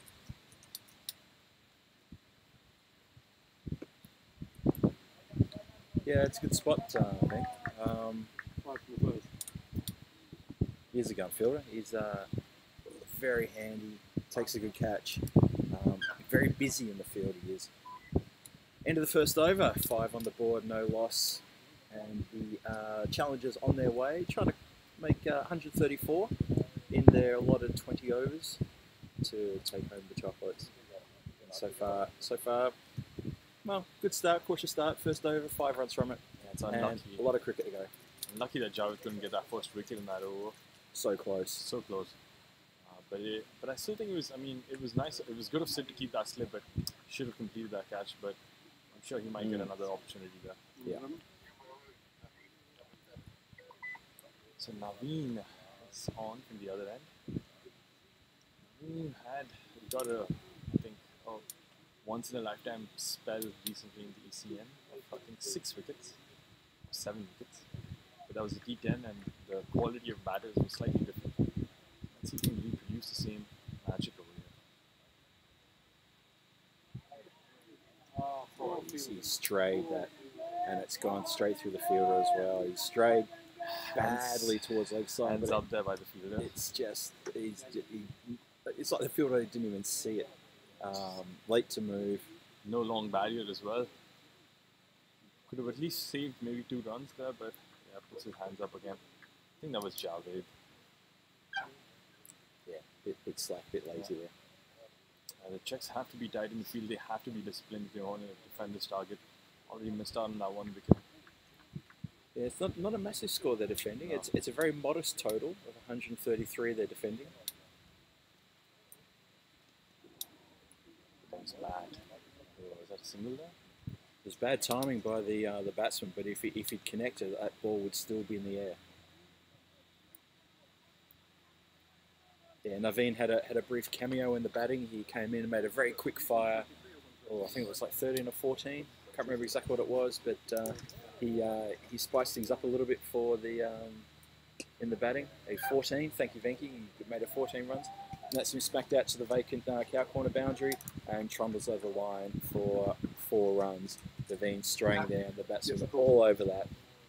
Lovely shot that to mid on. No one there in the deep. There is a long on, but just placed perfectly well and far out of reach from Kapil. He's feeling a long on here. Also a former Vinor. Yeah, that's Denzel Lewis with the very distinctive orange helmet on. Almost feels like he's from the Sunrisers. Oh, and that's hit him on the leg. Umpire says no, let's keep going. Looks a bit high there. So Yeah, good call. a little bit high, Yeah. Yep. He did go back into his stumps and he was in front of it, but unfortunately a bit high. Yeah. I think it hit him on the upper part of the leg. It's sort of a place where you want protection. I think the Eagles must have sort of course, seen United bowling really tight lines, and I hope they sort of replicate that. Because if they stray, they're going to get hit. And as I say that outside off, he's put that away, a little bit of width. That's 1 bounce 4. Yeah, that has gone a long way up in the air. It's been taken by the wind. It's bounced about 2 metres inside the boundary rope and gone across for 4 runs. No chance of the field getting close to that. And some real intent being shown here early on by Lewis. He leant into that one and he's going after Naveen. He's enjoying it. He's enjoying Naveen's line and length and his pace.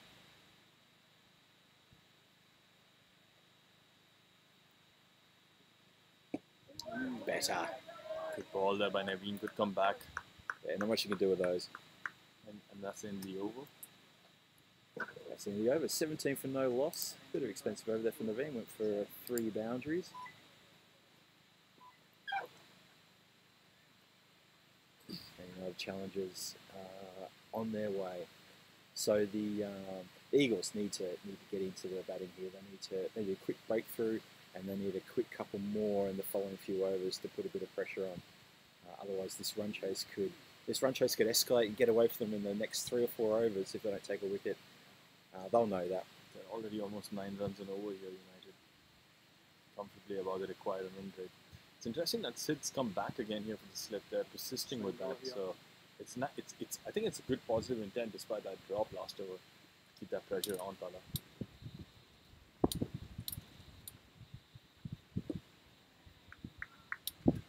Ball by Javed. You have to get a bit. You have to switch the line a little more outside off, moving away from the left-hander to get that edge into play. Yeah. So I hope Javed has that in mind. Get him to play on that offside, get Sid into action.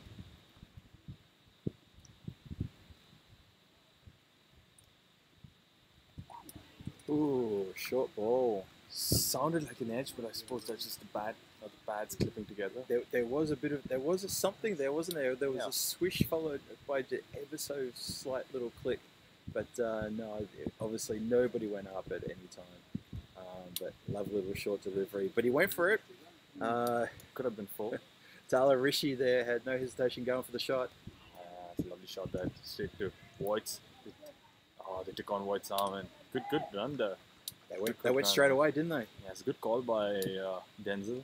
I mean, the non-strikers end. They went straight to Wadahasa here in that short fielding position, but in the end they got through very quickly. Lewis very quick on the call, as they say, Vinky. And it's a good start here. Good start the over 2 by Javid. Just gone for that one run. A couple of dot balls. 3 left. 3 balls left this over. Bowling with a bit of pace. Dot 1.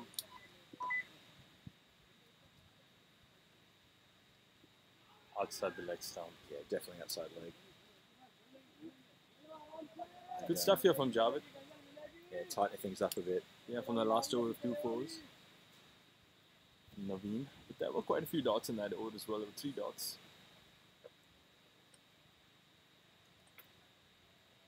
That last over from Naveen had 3 boundaries.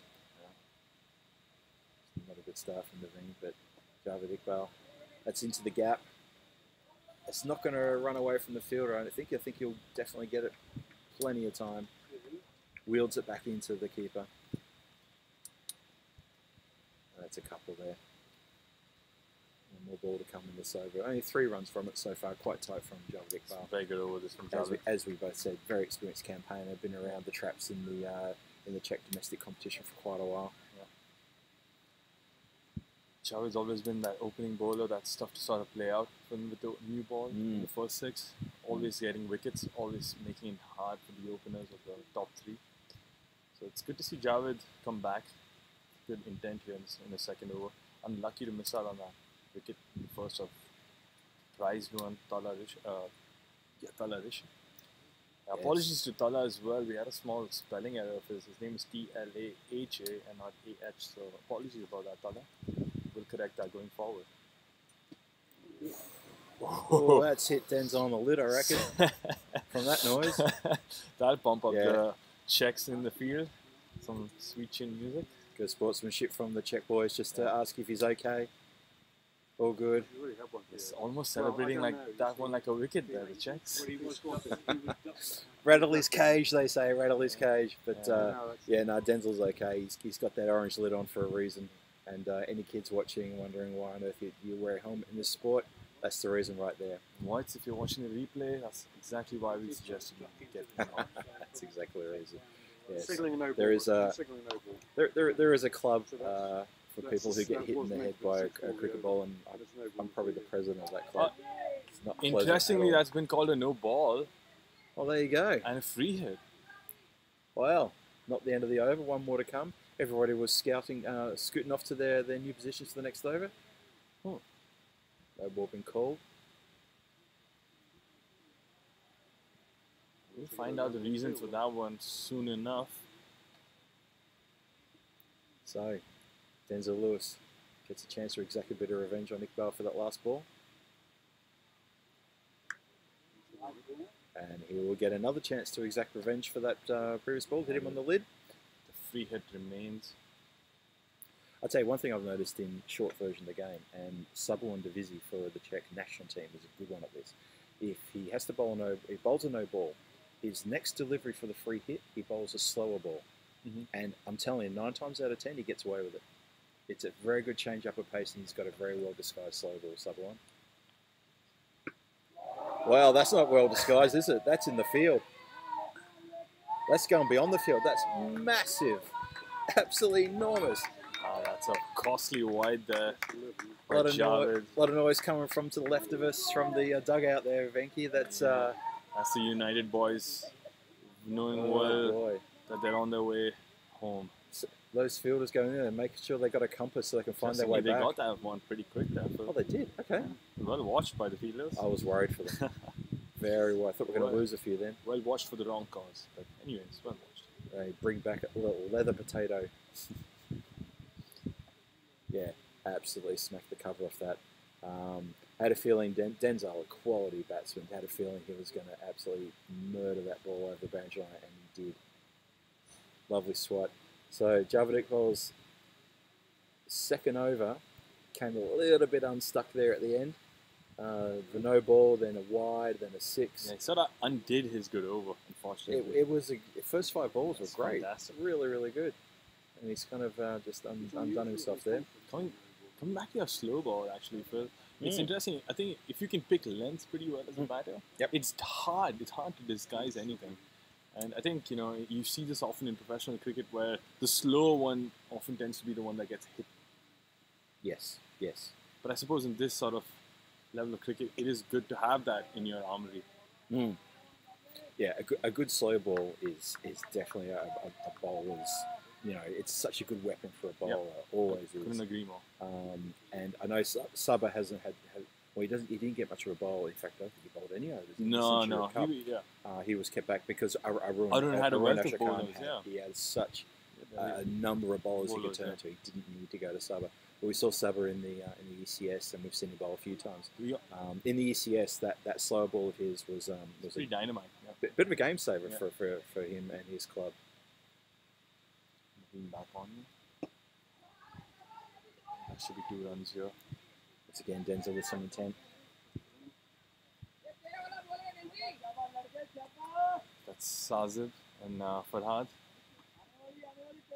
Yeah, a couple more players just coming in for the next match.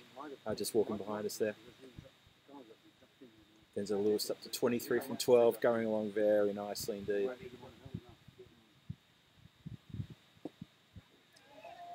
There's a chance. Oh, that didn't sound good in the hands. Hope he hasn't hurt his fingers there, but it's a bad drop. Oof. I think he tried to put out the crocodile mouth there. Yeah, he just hasn't done that right at all, has he? That's so unfortunate. Should have been another wicket for the Naveen Eagles here. Poor Naveen, he almost got his man. Well bowled there by Naveen. Rishi, rushing into the left-hander. Rishi's seen a bit of the ball, but he hasn't been scoring very freely. He's 6 off 10. I think that's okay. It's just the same. I think it's like how we had in the first innings with the Czechs. Well, he's got Lewis at the other end going absolute gangbusters at the moment. Oh, well, just as I say that, he's carved that through the covers for a boundary. What a lovely shot. Just rocked on the back foot and punched it through, picked the gap, and the Eagles had no answer for that. I love this exquisite shot there by Great strike. Just saw that he had that space to free his arms and just put it away into the covers. Yeah, they're picking the gaps rather easily here at the moment. That was a class act, I think. I think his bowling's pretty good. He has a really good. He can really play in innings. So that drop, I keep coming back to it, but it was just such an important catch to be taken. Agreed. It could have really put the Czechs in a massive position. Well, they need a breakthrough. They need one right now. They need to take this partnership apart. Oh, there we go. Say that. they need to, and they have. Oh, ripper delivery there. It's the commentator's blessing and the curse. We're having a good run with the commentary calls, aren't we? We're doing all right. I think we're. Let's say we're reading the game well. I think if I remember correctly, last year talking to Vinny Sandu from BCN, we decided that if there's a commentator's curse, what's the reverse? And I think we dubbed it the commentator's kiss. When you get it right. Right. Obviously, people in the chat will know who we're talking about Vinny Sandu, Mr. Maximo, the man from ECN. Yeah, Vinny. Just gotten to know Vinny over the years because of ECN, and he's a delightful chap. He's a great guy, lovely guy. And the commentator's curse is something that obviously people like us, Vinky, we always fall for it. So we had to find something to sort of say, well, what happens when you get it right? And so far we've done it right today. I think we've got it more right than wrong. But the important thing is the Eagles have their first man back in the shed. The challengers now 36 for 1. That was Rishi, who was bowled. And that was Naveen, who took the wicket at the end of his second over there. So 4 overs gone, 36 for 1. First blemish on the scorecard for the batsman. Yeah, I think Sid would be super happy with that wicket being taken because Tara didn't really get off even after that. So I got him pretty cheap in my opinion. Ooh, kept the bats there. Good delivery though. Even that, I'm not sure there was a noise. That looked like maybe even a bit of a slow delivery as well. Yeah, Charles playing around with his speed pretty well there. Yeah, Lewis wasn't too sure about that one. have been a few balls that have gone past Lewis's pads and just sort of missed leg stump. He's trying to move away to get some space here. Oh, that's in the air, but that's going out towards the dugout. Oh, it's Just inside the line. Oh, it's a massive top edge for 4 runs. But the idea, I think, by Javed was right. Like, he knew that if he gets that edge somewhere closer to the fielders on the leg side, that's a catch. But this one just going away for 4. Yeah, and the fine leg fielder is up in the circle. He's not on the boundary line. If he'd been on the boundary line, it could have been a different story. But Spectacular catch, man. That's how it is.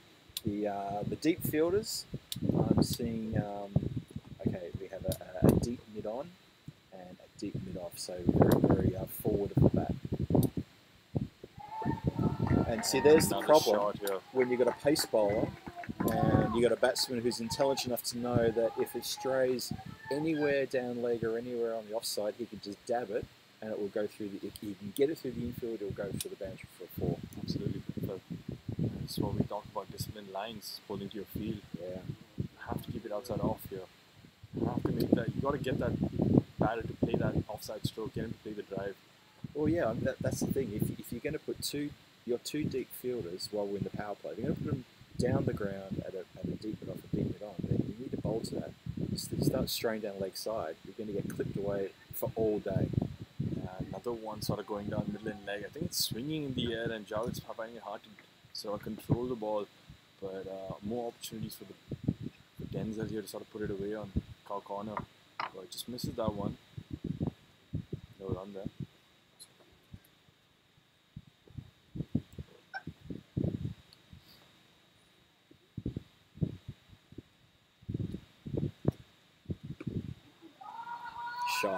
Shot.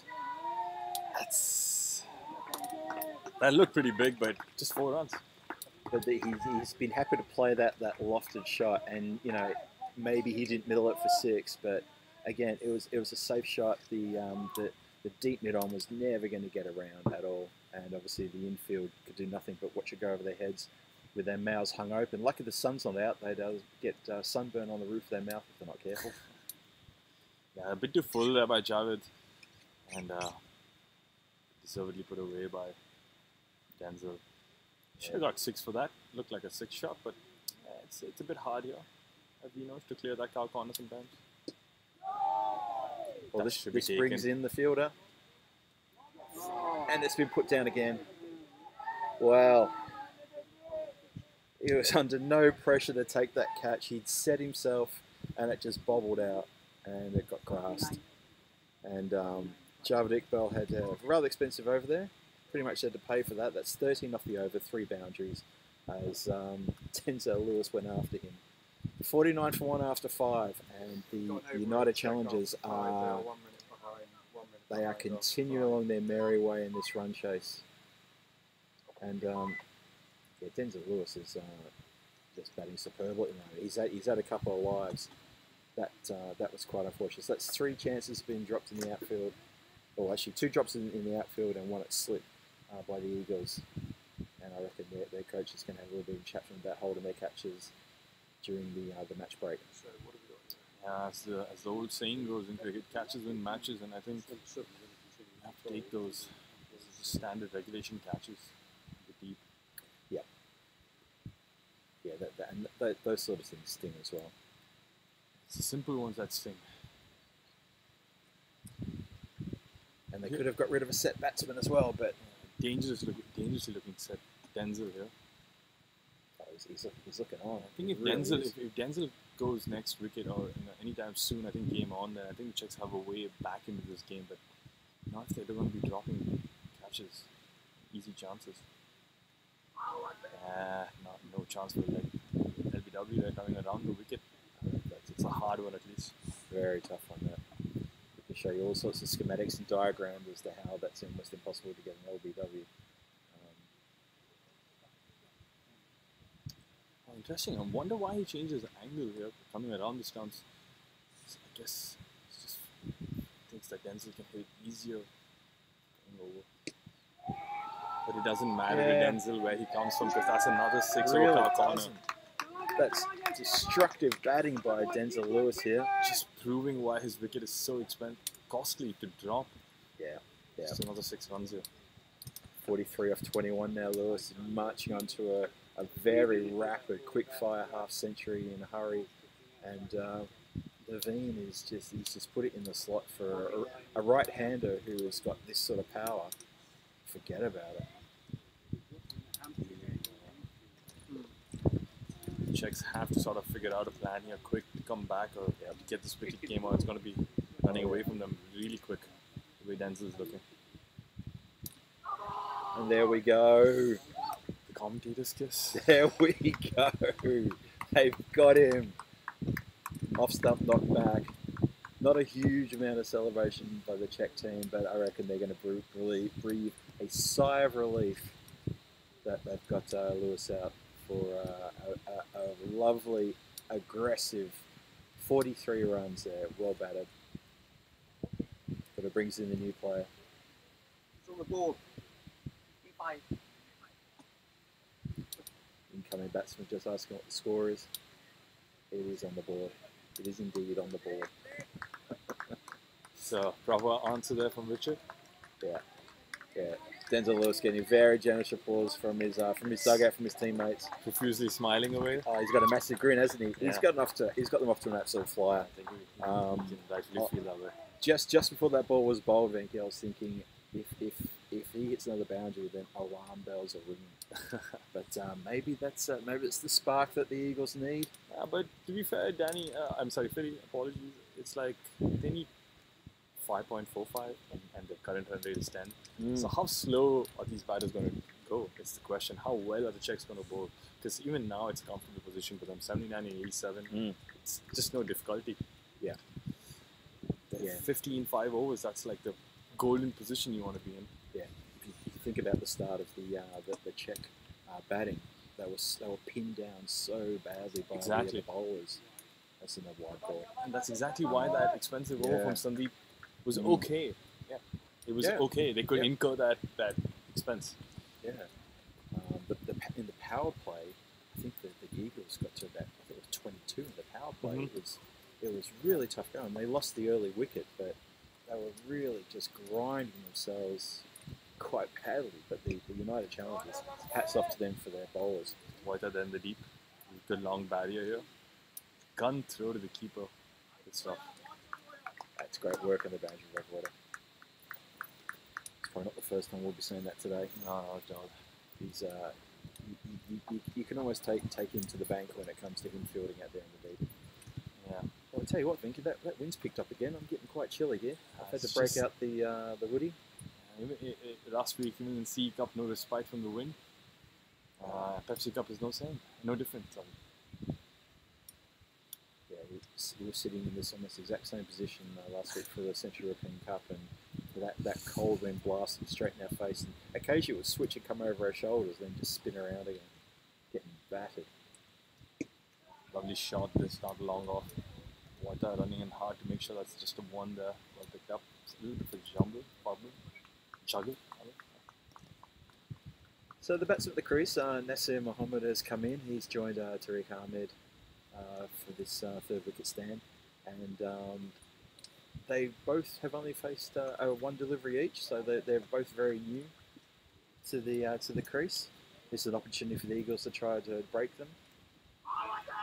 That's a great delivery. Oh, that's given! That's even better than a great delivery. Around the wicket, LBW. Well, folks, commentators goes and play here's me telling you that you get out the protractor and the slide and the angles and the set squares, and I'll show you how an LBW is almost impossible from around the wicket. And boom, there you go.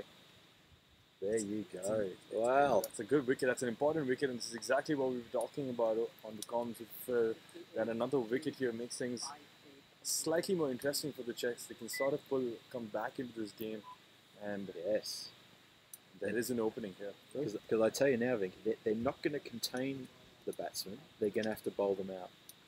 When you're only defending 133 and they're already 58 runs into that, and it's end of the 6th over, there's so much time left.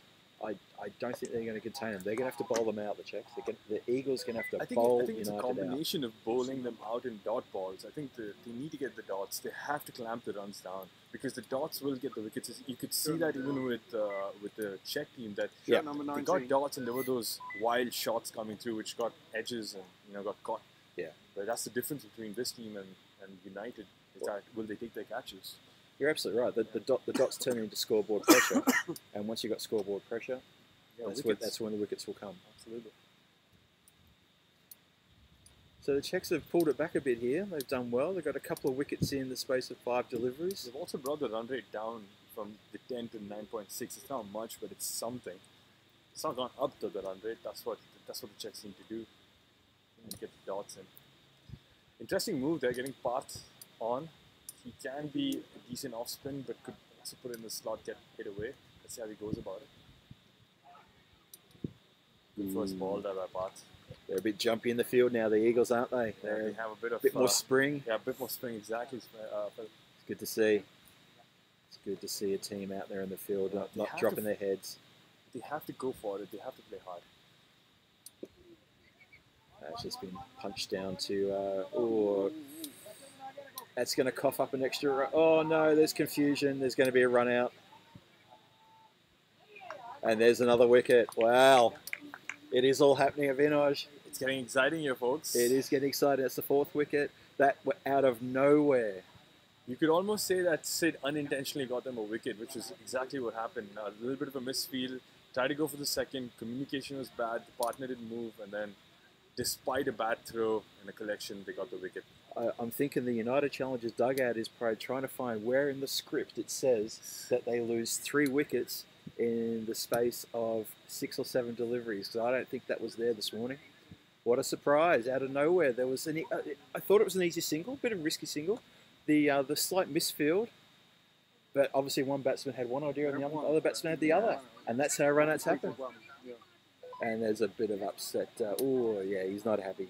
He's very upset. The batsman coming off the ground, gesticulating to the other fielders. Sorry to his dugout there about what had happened, what had gone wrong. I bet the other batsman's got a different story, by the way, but we'll see. Of course, as always. But that confusion has put him 4 wickets down, and suddenly this run chase has gotten a little bit trickier. 75 and 82 now. Run rate has increased ever so just a bit, tiny bit. That's right. Still not too much of a bother. It's another ball here for United. To get a single off each ball, they're comfortably home. It's funny how in the Sledgehammer's game last night, we saw the United team lose a few wickets in quick succession. Same thing's happening here. So maybe the upper middle order of this team is a little bit susceptible. Let's see what they can do. Definitely, and I'm sure the Czechs know. I mean, I suppose they won't play again today, but they know that they're in it now. They know that they need another wicket or a few tight overs to sort of put that pressure on them. But easy singles coming here, United's way. Yeah, the Eagles bowlers need to be on song here. They need to be right there for the money shot, because we don't want to take their foot off their neck now. The Eagles want to keep the pressure on, whereas the challengers will be wanting just to work these bowlers away. Yeah, the challengers also have a really resilient middle order, as we spoke about earlier yesterday. Even though despite losing those wickets, they put a staged comeback. Of course, that was with the help of Tala Rishi, but he's back in the shed. But I'm sure they have a few more batters in that middle order who can sort of take them home. Not running a good over here. That's a catcher. Will it be taken? Oh, that's a terrible spill. Another drop catcher for the Czechs. And I don't know about you, Venky, but I couldn't hear anyone calling for it. I didn't hear anyone call mine. I almost thought it was going to drop in no man's land, but Naveen somehow got a hand on it, and of course it did not catch it all the way through. To any spectators watching who currently play cricket, case in point, when you're fielding balls in the air, if you want that catch, you call it, and you've got to want that catch. Call it's yours. Tell people to get away. Just to add to that, you don't say mine, you say your name, just to make it clear. because Really? I used to always say mine. actually it's funny because we've been told not to say mine anymore because if two people are coming and saying mine, we don't know whose mine it is. So it's easier to say the name and then you just drop out. But as long as they're not three Richards. But if you and I are running for a catch and you say mine, I'll know that I didn't say it. It's true, but you know, I think it's just to take that one more layer of confusion out. Unless I suddenly pause and think, hang on a minute, my voice has changed and it's coming from over yonder. No, I think, look, actually, I think it's a really good point. One of the worst things that I was taught as a youngster, as a kid, was if you're not going to catch it, say yours. Which I think is a terrible thing for a coach to say to a fielding team. Yeah, you know, it's yours. You know, call it yours. How does that work? It's always mine. It's always mine. Yeah. Unless it's not. It's yours. I did have a very good coach though, who told me, you know, you got to want that ball. Yeah, ball I goes heard in you the air. last You got to week, want actually. it. Yes. Phil, and I think I completely resonate with that statement. Yeah. I think I'm someone like when I do get a chance to opportunity to play, I love being a ball magnet and just making sure that it's always coming to me and sort of I'm in play. Because there are moments in cricket where you are as a fielder sort of just out of the action sometimes, and you sort of switch off. And I think that switching off is what people talk about, being mentally in it. That's every right. ball. That's So yeah, true, I absolutely agree with your coach there. Yeah, no, I spent a lot of time playing cricket here for the Barbarians in Prague, and I'd field in close around mid-wicket, and I would be like that. Oh, that's a fantastic catch! Unbelievable! Out of nowhere! Puts his hand out going away from him and he... How did you catch that? I thought that was passing for all money. I thought that was on its way to the boundary line. What a ripper! That's a fantastic grab there by Abhimanyu Singh. The Czechs have another wicket here. Wow. Terrific catch. Well, what a take. Turning the game on its head here, 5 down. Here, I guess. Well, again, the current run rate dropping ever so slowly and quite run rate catching up with them. Still just 5.6 though, so nothing to worry here for the United as much as we make it sound. It's just a runner ball for them, but as Phil said much earlier, the Czechs have to go for the wickets, and they are going for the wickets. Well, we described this. We both described this run chase as tricky. We predicted it was going to be tricky, and guess what? This is getting very tricky now. We're 7.5 overs in, 64 on the board. Sort of feel like we've sort of been in the 60s for a few minutes now. Yeah. 5 wickets down. Definitely well into the middle order. Another wicket. We're going to be into that lower middle order, almost hitting the tail. United need to be careful here. Very careful. Yes. Eagles are pumped. What did Denzel do? Visibly pumped. They have a chirp and they have a skip in their step now. And I'm sure they're going to build on this momentum of that great catch from Abhimanyu. So ever since we've lost Denzel for 43, it hasn't been much to talk about for the batting. Oh. No, the guy. Well bowled. That was really well bowled. It really stayed on the stumps. If he missed that, that would be plumb in front. We had a really good vision of that one, didn't we? That was terrific, Vinky. Wow. Okay. It's all happening here, guys, at Stoppage Field in Vinor, Pepsi Cup 2022. Second day of the group stage games. Wherever you're watching from around the world, we hope you're enjoying the vision coming through. It's a good ball there by Kapil. Slightly picked up on the batter. Had to play on his back foot. Pushed him on the back foot there, that's right. You're listening to the sounds of Phil G here. The voice of Czech cricket. The voice of Czech cricket. I'd love to be the voice of cricket. No, I'm the self-proclaimed voice of Czech cricket. No, but I can. No one's got that title. Phil over there, he's quite often commentating on our games, and he's really well experienced. So well, I figured if no one else has taken the title, I'll grab it. I said Danny's a quick, close contestant. Well, I think funny is Danny Kudacek, who people will obviously know, he's done a lot of work with ECN. He's always been around the traps, and he and I both commentate together on a lot of the tournaments here in Prague. I asked him a couple of months ago. I said, if I say I'm the voice of Czech cricket, is that going to upset you? And he just gave me a look like I was speaking in a different language. It was such a peculiar look on his face.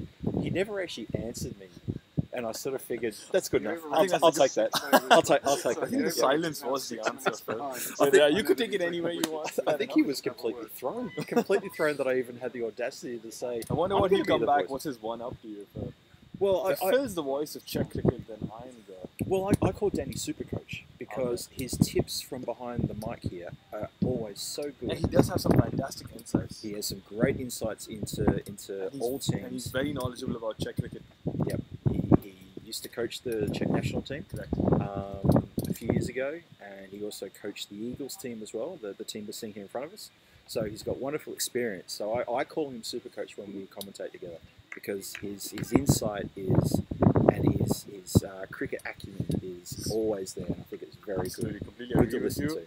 And just for the third time, another fellow Vinor. Another Vino. That's right. That's one bad ball here, but can he put that dive through foot fielding and it comes Oh, the through foot Javed? fielding. Saves three runs. For Technically, his team. technically, you call that calf fielding because that bounced up a little bit, and he's down on his haunches. I think he's going to walk it off, but that hit his calf about halfway up to the knee, and he's looking a little bit ginger there. The fielder Javed Iqbal as he walks back to his position, but he saved 3. 67 for 5, 8.5 overs gone. The Czechs have really come back in the last 5 overs. It's been 35 for 5 in the last 5. It's a fantastic job by the Czechs to get those wickets. That's great work. It's still 67 for 69 for the United Challengers. It's a lovely shot there, but Javed right, the perfect spot to stop that. Just the 1 run, and I don't want risk of repeating myself. I think we're still in the 60s. The batsman. Still in the 60s. I feel we've been there for a couple of overs now. They're finding it very hard going. There are 2 new batsmen here, granted.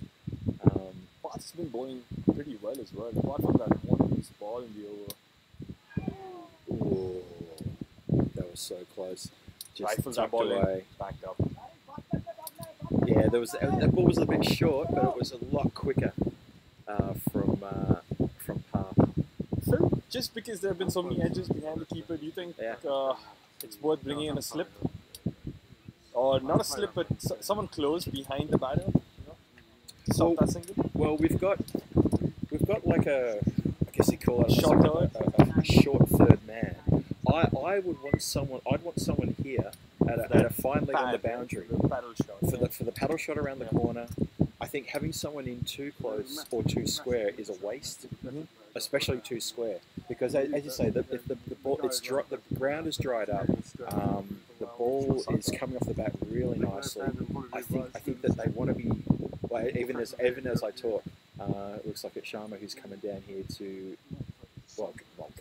obviously they've switched ends, so he's going to. He's on long on. He's in a long on position, but I think that position when they're bowling from the other end, I think you're going to need that fine leg on the boundary. Oh, he's chipped that away to Should we the stop leg side. Dive, no, it's well away from the fielder. It's got away from him. I don't think the fielder had a red hot chance to get to that one. He did move a bit That's late. the pressure shot. That's the pressure release shot for United Challengers here. Finally, they get that 4 runs and it'll take the pressure off them. Now they can just sort of dab things away or take singles or even take in the 1 or 2 dots. Won't matter to them. This is Phil for his second over. Walk out to meet him. It's a great shot.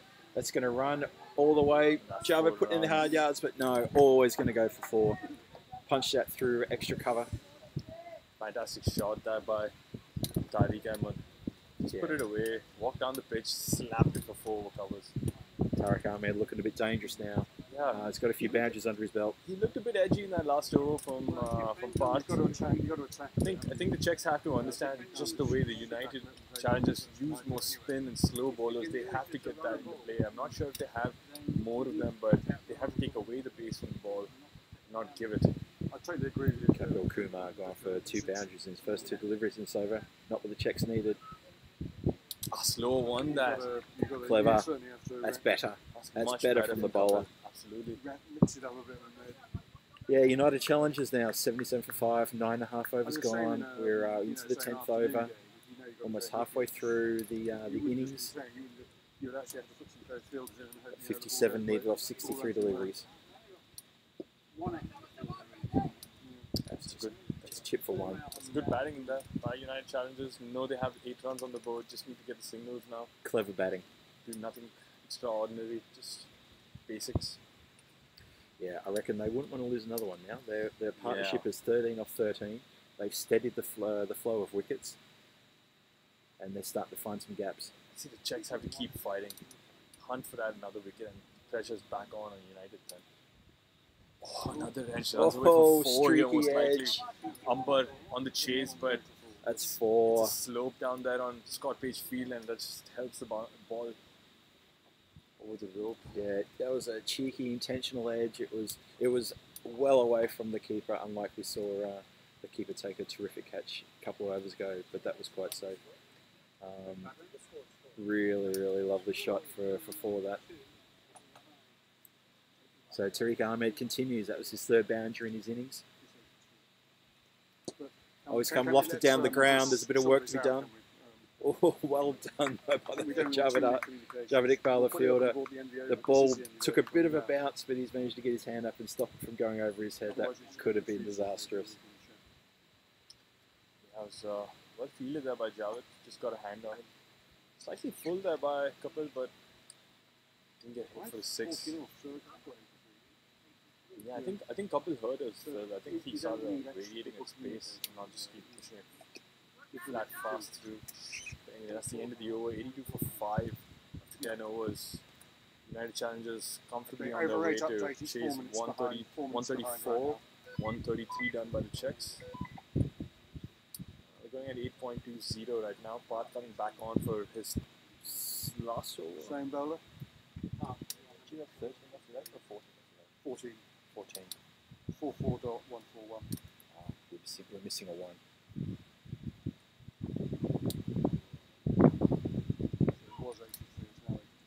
Yeah, I think just the scores are slightly off, but I think it's been corrected now. Yeah, 83 for 5. 83 for 5. Yep, thank you for the scorers for that quick correction. Scoring today electronically and digitally is Farouk Sheikh. Thank you, Farouk. And on paper is Pete Vincent. Ooh, chipped uppishly to no man's land. No one in short. On the leg side there. Sorry, on the offside, but yeah, a little bit iffy.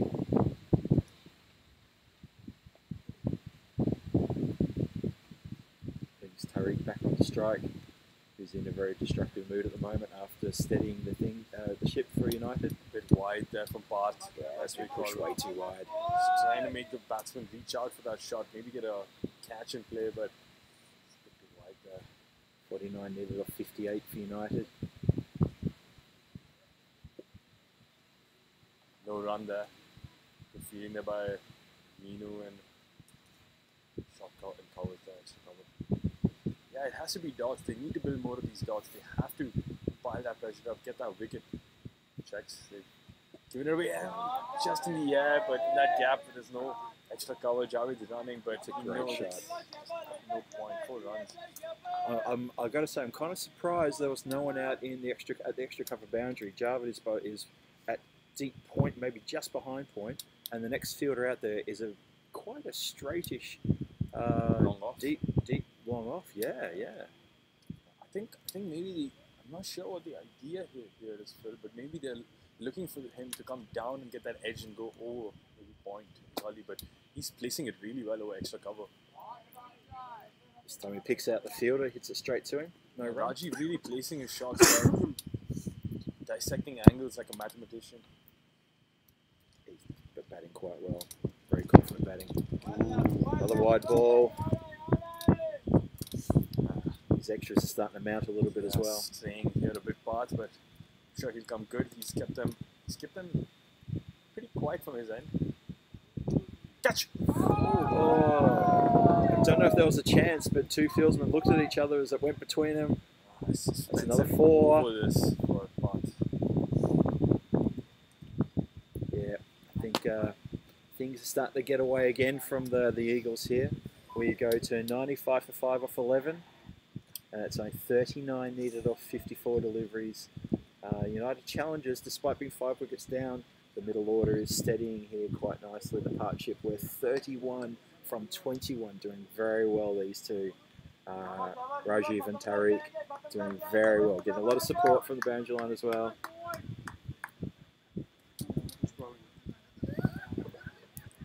Hello, can you hear us now? Can you hear us better? Okay, must be my voice noise. How's the sound now, Basha?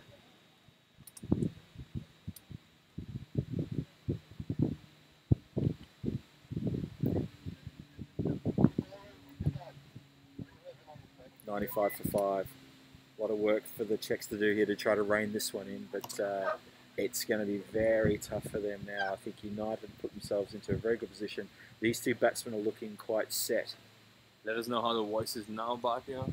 Bhatia, Avinash, thank you for the feedback. Appreciate it as always.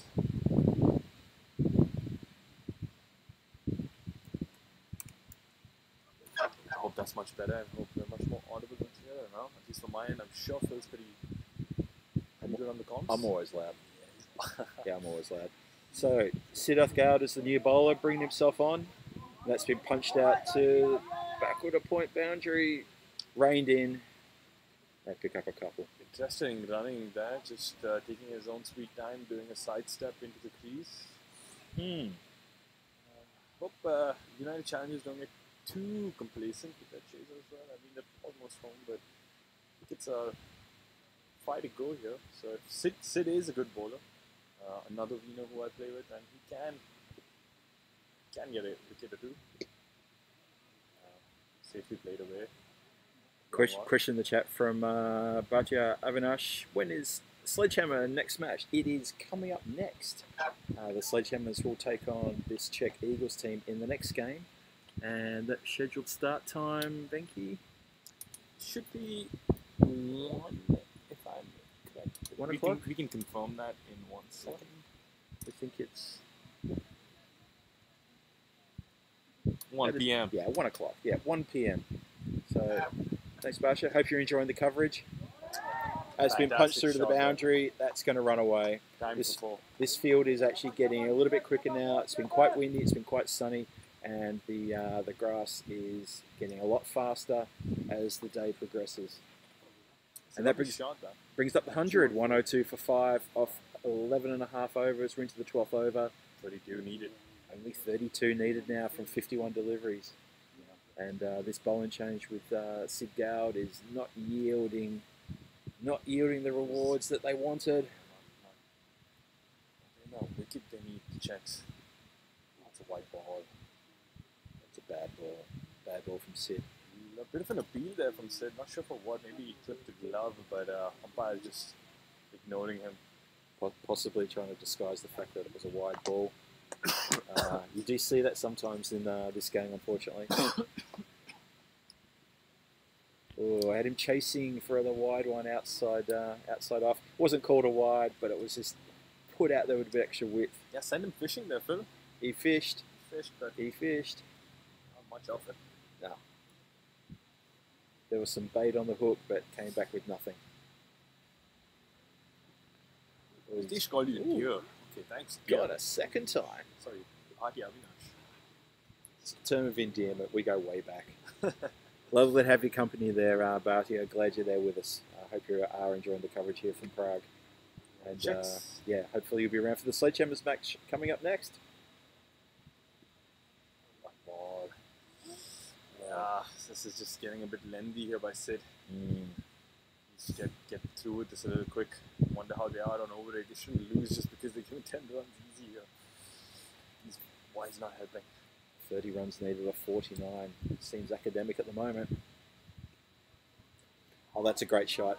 He strayed it down onto his pads, pretty full, and the batsman Rajiv has just lent into that and clipped it behind square for 4 runs. Lovely shot. Sid acknowledging that over was not up to par and sort of shaking his head. Yeah, that's not the over the Eagles wanted. So, 12 overs gone, 108 for 5 is the score. And as I said a few minutes ago, the United Challengers seem to be on their merry way to picking up the points here. The Czech Eagles have a lot of work to do in the next over or two. 26 runs only needed from the next 8 overs. plenty of time. Venky, I'm not sure where the next wicket's going to come from. These batsmen are looking set. I wonder if we can have another obstructing the ball like we did in CE Cup, just to spice things up now.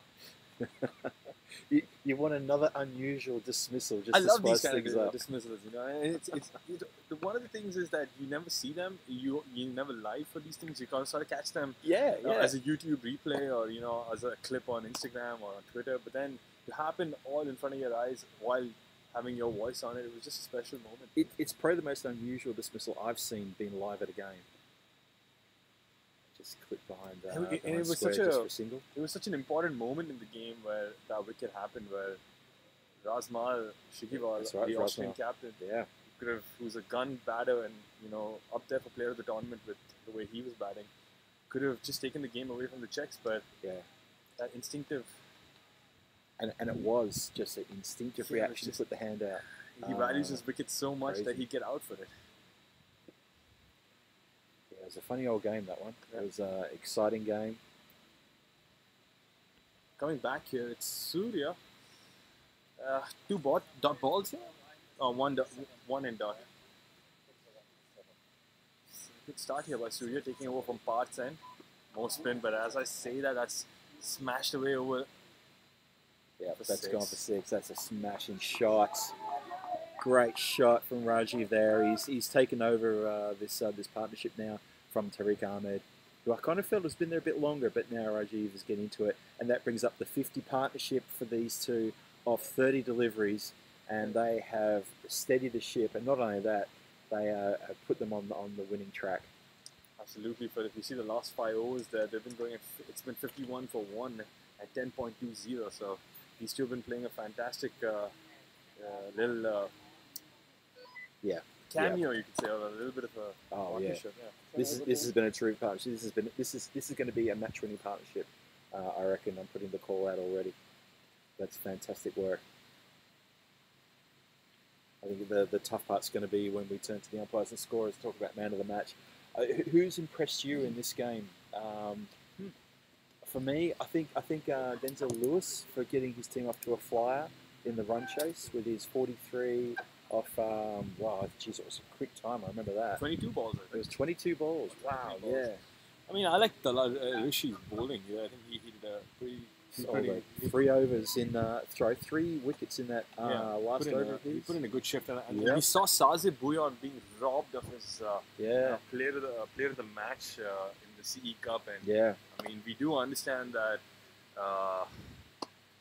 Sabah had a good 40 in the first innings, but he had a little cameo at the end and also That's 3. right. But anyway, not taking anything away from the officials, but we just thought the bowler deserves to get a man of the match with a performance like this. But in this game, it is a tricky one.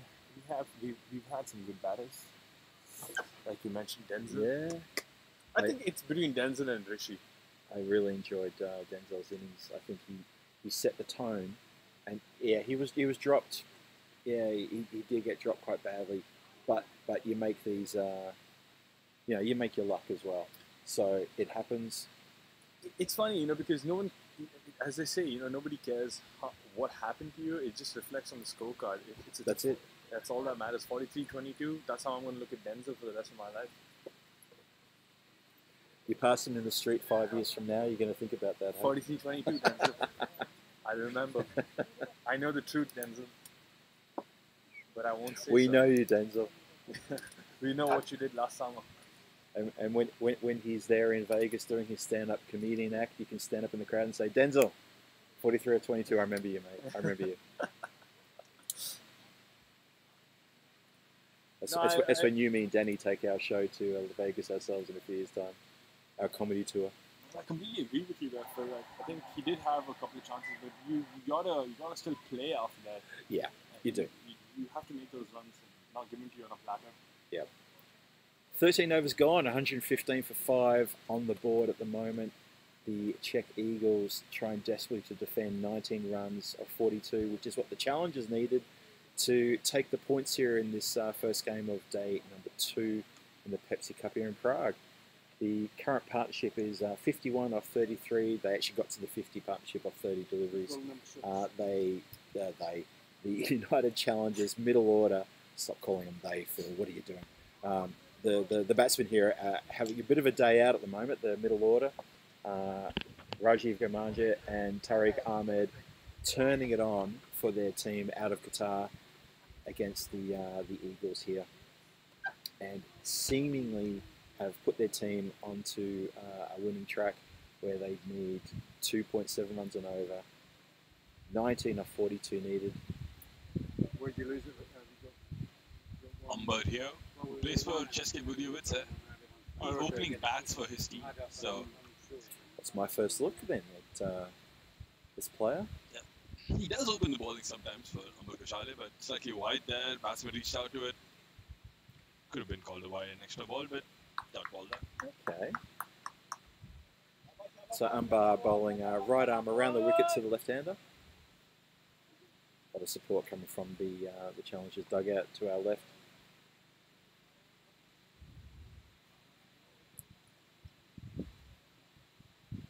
A little bit of a roundabout there before he gets on with his action.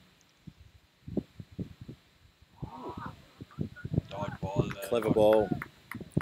Clever mixing up the pace. So what is Ambar doing? Does he do a little pirouette when he gets to the top of his mark? Yeah, he does a little bit of a, I'll go around and then I'm going to gain momentum and then come at you sort of thing. You see? Yeah, that's a strange little tick that he's got there. It reminds me of that story which Andre Agassi talks about Boris Becker, where Boris Becker had this little tongue thing that he'd do, Yeah. which gave away his serve. And apparently, Oh, did he? Yeah. And Agassi found out this because he studied Boris Becker for so long. He had all the videos, so he noticed that when he was going to do a fast serve, he did something with his tongue where he pushed it up, and when he wouldn't do a fast serve and he would push it wide, he'd do something else. And then Agassi just always got him because before that he didn't. Oh, that's incredible! I didn't know that. Well, there you go. The story after this ball. Oh, get low. Yeah, that didn't get up at all. The batsman luckily didn't go for the big swipe there. He could have been trapped right in front and just tapped it away for no run on the Funnily outside. enough, Boris Becker gets on dinner with Andre, and he's like, "How do you read me? How do you know me better than my wife?" And then that's a catch that just goes above for probably 4 runs. It's going to run all the way for 4. Yes, it will. And Agassi told him about the trick, and he just fell down there. It's like Incredible. Oh my God. So yeah, That's incredible. I suppose Umber is not giving away any signs here. But, Well, he didn't there. He just pushed it a bit wide, too much width, and the batsman got enough bat on that. And there's no protection out there. Again, the protection is all pretty much in front of the batsman. it's a wide ball. That's a wide ball. That's a bad ball. Lost his way a bit there. Yeah, the deep fielders are long off, long on, over cover and cow corner. With I guess the lone fielder now out there at third man. Is he batting now? That's a 6. And that's been put out to the car park. That- That's gone a long that's all the way way. over in Banksfield. That has gone a very, massive shot. very long way. Sid doing the running there. I hope Sid took some water with him because he's going to need some for that run. He's going to be gone for a while. He'll be putting on some miles on his He still smartwatch, hasn't got most the likely. ball. He's just got the ball now. And now they're on back. That ball went over to the next village. That was such a big hit. No. But he was set up perfectly for it. He got in position, and his swipe to the leg side was Trying to monstrous. slot as well there from Umber. So Roger. Well, So Amber, he's undone himself there because he's had a really good start to the over. His first 4 balls went for dot, dot, 1 and dot. And then he got taken to the boundary for 4, bowled a wide, and then he got taken for a monstrous 6, which probably could have been 8 on some other ground. I know it doesn't exist, but that was a massive hit. And the United Challengers are now within 7 runs of victory. Still 6 overs left, plenty of time. That's not a concern, and I always felt that was never going to be a concern. Rajiv was on 41. And Tariq Ahmed, who's been there for a little while as well, is on 22. yeah, Surya back on from the other end. This partnership I said it before, this would be a match-winning partnership. It's 63 from 40. Well, he's gone aerial. I think it's going to fall very safe, and they're just going to take the one. Yeah, not too worried now. The United Challengers side just hitting the ball on merit freely. So, going back to my man of the match conversation, we've got Rajiv now on 41 from 24. He's going at 170 strike rate.